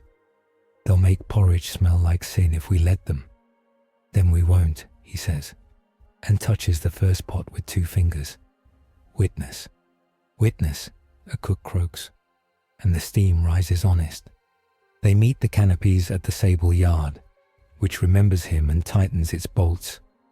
The first canopy drops its hem and the air goes sallow with kindness, the fake kind that demands applause. Soldiers feel a sudden hate for their own urge to help. Nurses gag at bandages. A child presses an orange to her nose and wants to throw it away. Names, Ravel barks, sharper than any sermon. And jokes, dirty ones. The line obeys. Anselm says Marit into his cup and drinks. Someone tells a joke about bishops and boots. The disgust slips, embarrassed by noise. He steps into the inversion for the second time in 2 days, slower now by law and living. Vale's hand finds his pauldron. A sapper's hand finds her shoulder. A boy with a broom touches the sapper's sleeve because he happens to be there. 4 witnesses. The field groans under quorum. He speaks the rules. The field tries to paint them as cowardice and glances off the chalk line on his chest. Adonil watches from the lip of a crumpled tribunal with a neat expression. He raises 2 fingers. The advocatus steps forward and unthreads his lips, a fine new nib glinting like an apology sharpened. Consent, the lawyer purrs, loving the syllables as if they were coins. You consent to being witnessed. You consent to losing speed. You consent to letting men die while you sign. Vale answers because she can. Objection. Compound. Witness accelerates triage. The advocatus sketches an appeal in the air. The golden pen stalls against a silence that isn't blank. Nulls have parked in the seams. Golds have planted their bodies like commas, where the sentence would have run away with itself. The nib scratches a clause into smoke that says adjourned, because he can read rooms even when he loses. He steps back, eyes like fines. The canopies press. The city sours at itself. The sable auxiliaries throw nets, and the nets bite embroidered eyes. Fish stink wins friends. Priests swing counter fumes of boiled vinegar and sugar. The air remembers kitchens and refuses to invert. Adoniel changes meter. He lifts both hands. The ground opens politely. 100 room frames rising like teeth. Each door promises exit with paperwork. The emperor does not punch a single door. He points at the crowd, not at the trap. Face it, he orders. Witness it. They turn. They stare. Rooms shake. Hospitality without secrecy starves them. A dozen collapse into coat racks. A few cling stubborn. The old woman with most of her teeth steps up and pats one like a misbehaving stove. No, she tells it. It believes her. It dies. The inspectorate's cousins tick louder. Regret rods snake again, this time braided with a new wire. Resentment at mercy. Prisoners at the pens flinch under the canopy's hum and reach for cudgels they do not have any more. A fight would feed the engine sweet. He moves, but he has learned. Not alone. He walks into the pen with a bucket. Vale steps in with him, and so does a sable woman smelling of river. Witness, he says. Witness, they answer. He ladles soup that is just soup. The prisoners eat because mouths are older than God's. The resentment wire sputters in air that decides to be a kitchen instead of a trial. Ravel times the beat and snaps her baton. Push left, don't chase, don't chant. They push, they don't chase, they don't chant. It feels wrong and works. The penitent line tangles in net and shame that is no longer juiced. The howitzer skeletons fold when he touches their hinges with 2 fingers, and a nurse says witness while holding a spoon. The abnegants die badly, becoming robes again with remembered human weight. The auditors tick alone, which is how clocks die. Adoniel stays elegant while his set falls. He raises one last piece, the 10th canopy, illegal even for this god. It is small, dark, stitched with names stolen in silence. It drops over the street like a hood on a prisoner. Under it, every kindness feels like cowardice. Under it, every cruelty feels responsible. He lifts his voice for the first time in a day. Bastion Som, he calls, and the name tries to curl into grief. You are weary. Let me structure your fatigue. Let me be your frame. Let me be the tax you can afford. No, the city says, surprisingly in one voice. Ravel did not order it. Vale did not write it. The word was ready. It needed a place to land. He walks under the 10th with witnesses at his shoulders and a chalk line beating like a second heart. Adoniel steps down from his perch because theatre is losing audience. They meet in a space that refuses ceremonies. The canopy presses like a wet sack around them. Adoniel smiles without warmth. You're a better clerk than I am, he says, which makes you dangerous. The worst kind of tyrant is the one who hates crowns. I hate crowns, he agrees, and the canopy dips, hungry for the admission. He lets it. He feeds it something it can't digest. I love roads. Adoniel flicks his wrist. A whisper goes through the 10th, an order designed for emperors. Abdicate. It's soft. It's efficient. It would make him fall forward exactly enough to be tragic and useful. He divides attention like bread. Witness, he says, and Vale's hand tightens. A sable woman laughs like a fish slipping a hook. A nurse breathes the count. Anselm says marit for the 5th time, and it still works. He chooses verbs the canopy hates. Carry, wash, hammer, feed, lift. Each word is a cut in cloth that wanted to be a flag. The canopy sags. He puts both hands up and doesn't push. He holds it like a man holds a tent in rain. Citizens grab poles. Ravel stabs the wet edge with her baton like a spear. Vale writes nothing and says everything in now. The canopy tears along the seams, the black papers he never thought anyone would touch. Silence falls, not theirs, the good kind. The city stands in it and breathes like a tired animal drinking in shade. Adoniel doesn't flee. He is not a coward. He is a manager with a theology. He steps close enough for a private tone. You could have been exquisite, he murmurs. You chose neighbor. You will die ordinary. He looks at the legate and grieves for the man he could have been in a world without gods that invoice. I will die useful, he says. Adoniel inclines his iron mitre in respect that anyone else would call surrender. We'll return with better paperwork, he promises. We have mills. We have time. Bring soup pots, Ravel calls dryly from 3 paces away. We'll teach you their doctrine. Adoniel smiles with genuine amusement despite the day. He lifts 2 fingers. The papacy withdraws in bands that keep their songs to themselves. The advocatus glances back with a look that begs for cases. Vale lets him starve. The yard doesn't cheer because Ravel enjoys making applause rare. She lifts the baton and points where work is. Count living. Recount. Pens. More soup. Nets. Wash. Choir. Drink water. He turns to the citizens. Chest light under new law. Boundaries, he says. And he's speaking to the city and to himself. We will not make virtue clockwork. We will not call speed obedience. We will not let rules eat people. We will ask for witnesses. If none are there, we will wait, unless waiting kills. When it kills, we'll tell the truth about the death, and we won't write a hymn. Vale nods, eyes wet because she's finally allowed to be living while doctrine stands up straight. Operating rules, she adds crisp. No congregations in sight lines, no public lists, 10,000 small rites, bread before song. When the enemy brings rooms, we bring neighbors. When they bring ledgers, we bring cups with names. When they bring canopies, we bring knives for seams.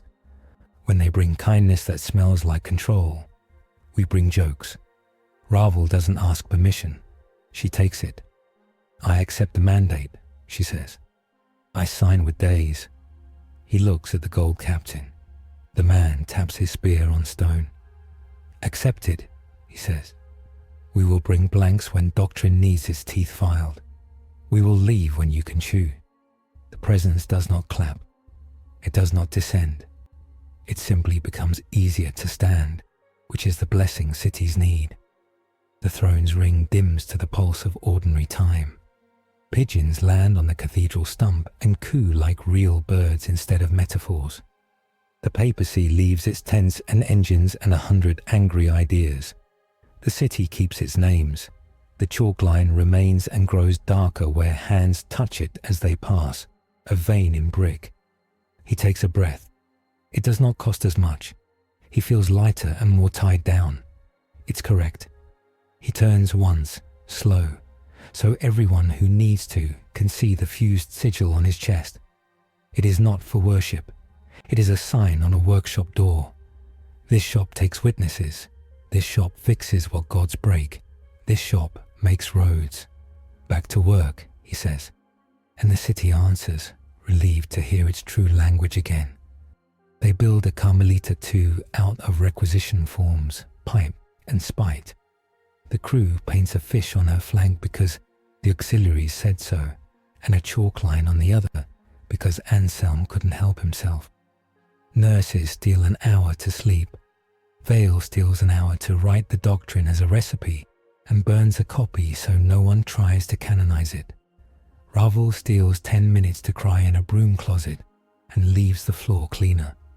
He walks the line slower with witnesses. He touches beams with carpenters. He speaks names with mothers. He shows sappers how to persuade wire.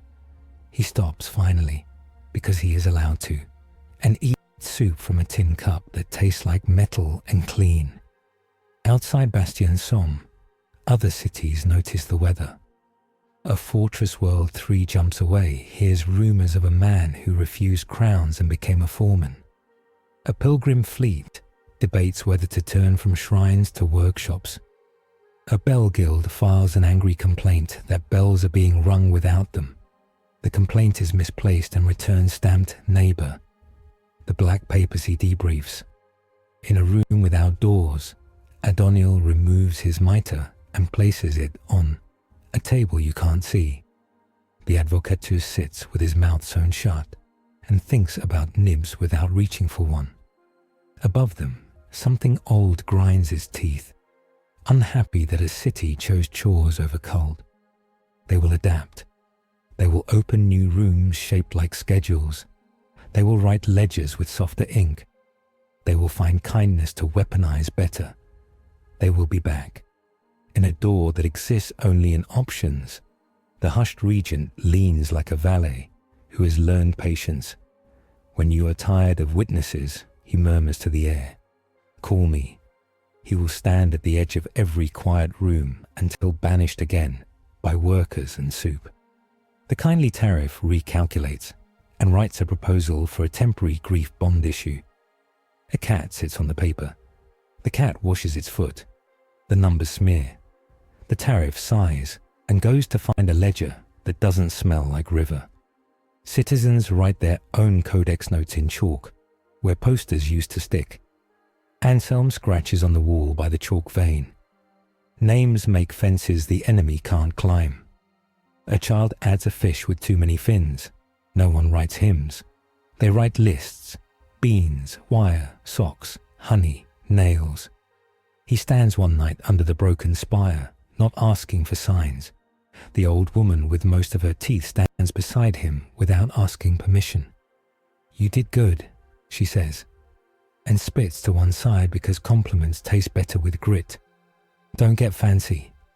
"I am forbidden," he says. "Good," she says, and pinches his elbow like a grandmother getting a head count.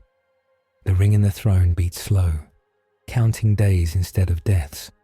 The gold captain logs out in a hand too, even for a theologian, and leaves with his blanks to find other rooms that need locks filed. Vale keeps writing recipes and rules and burns the ones that grow teeth. Ravel keeps being herself, because the city doesn't live without that.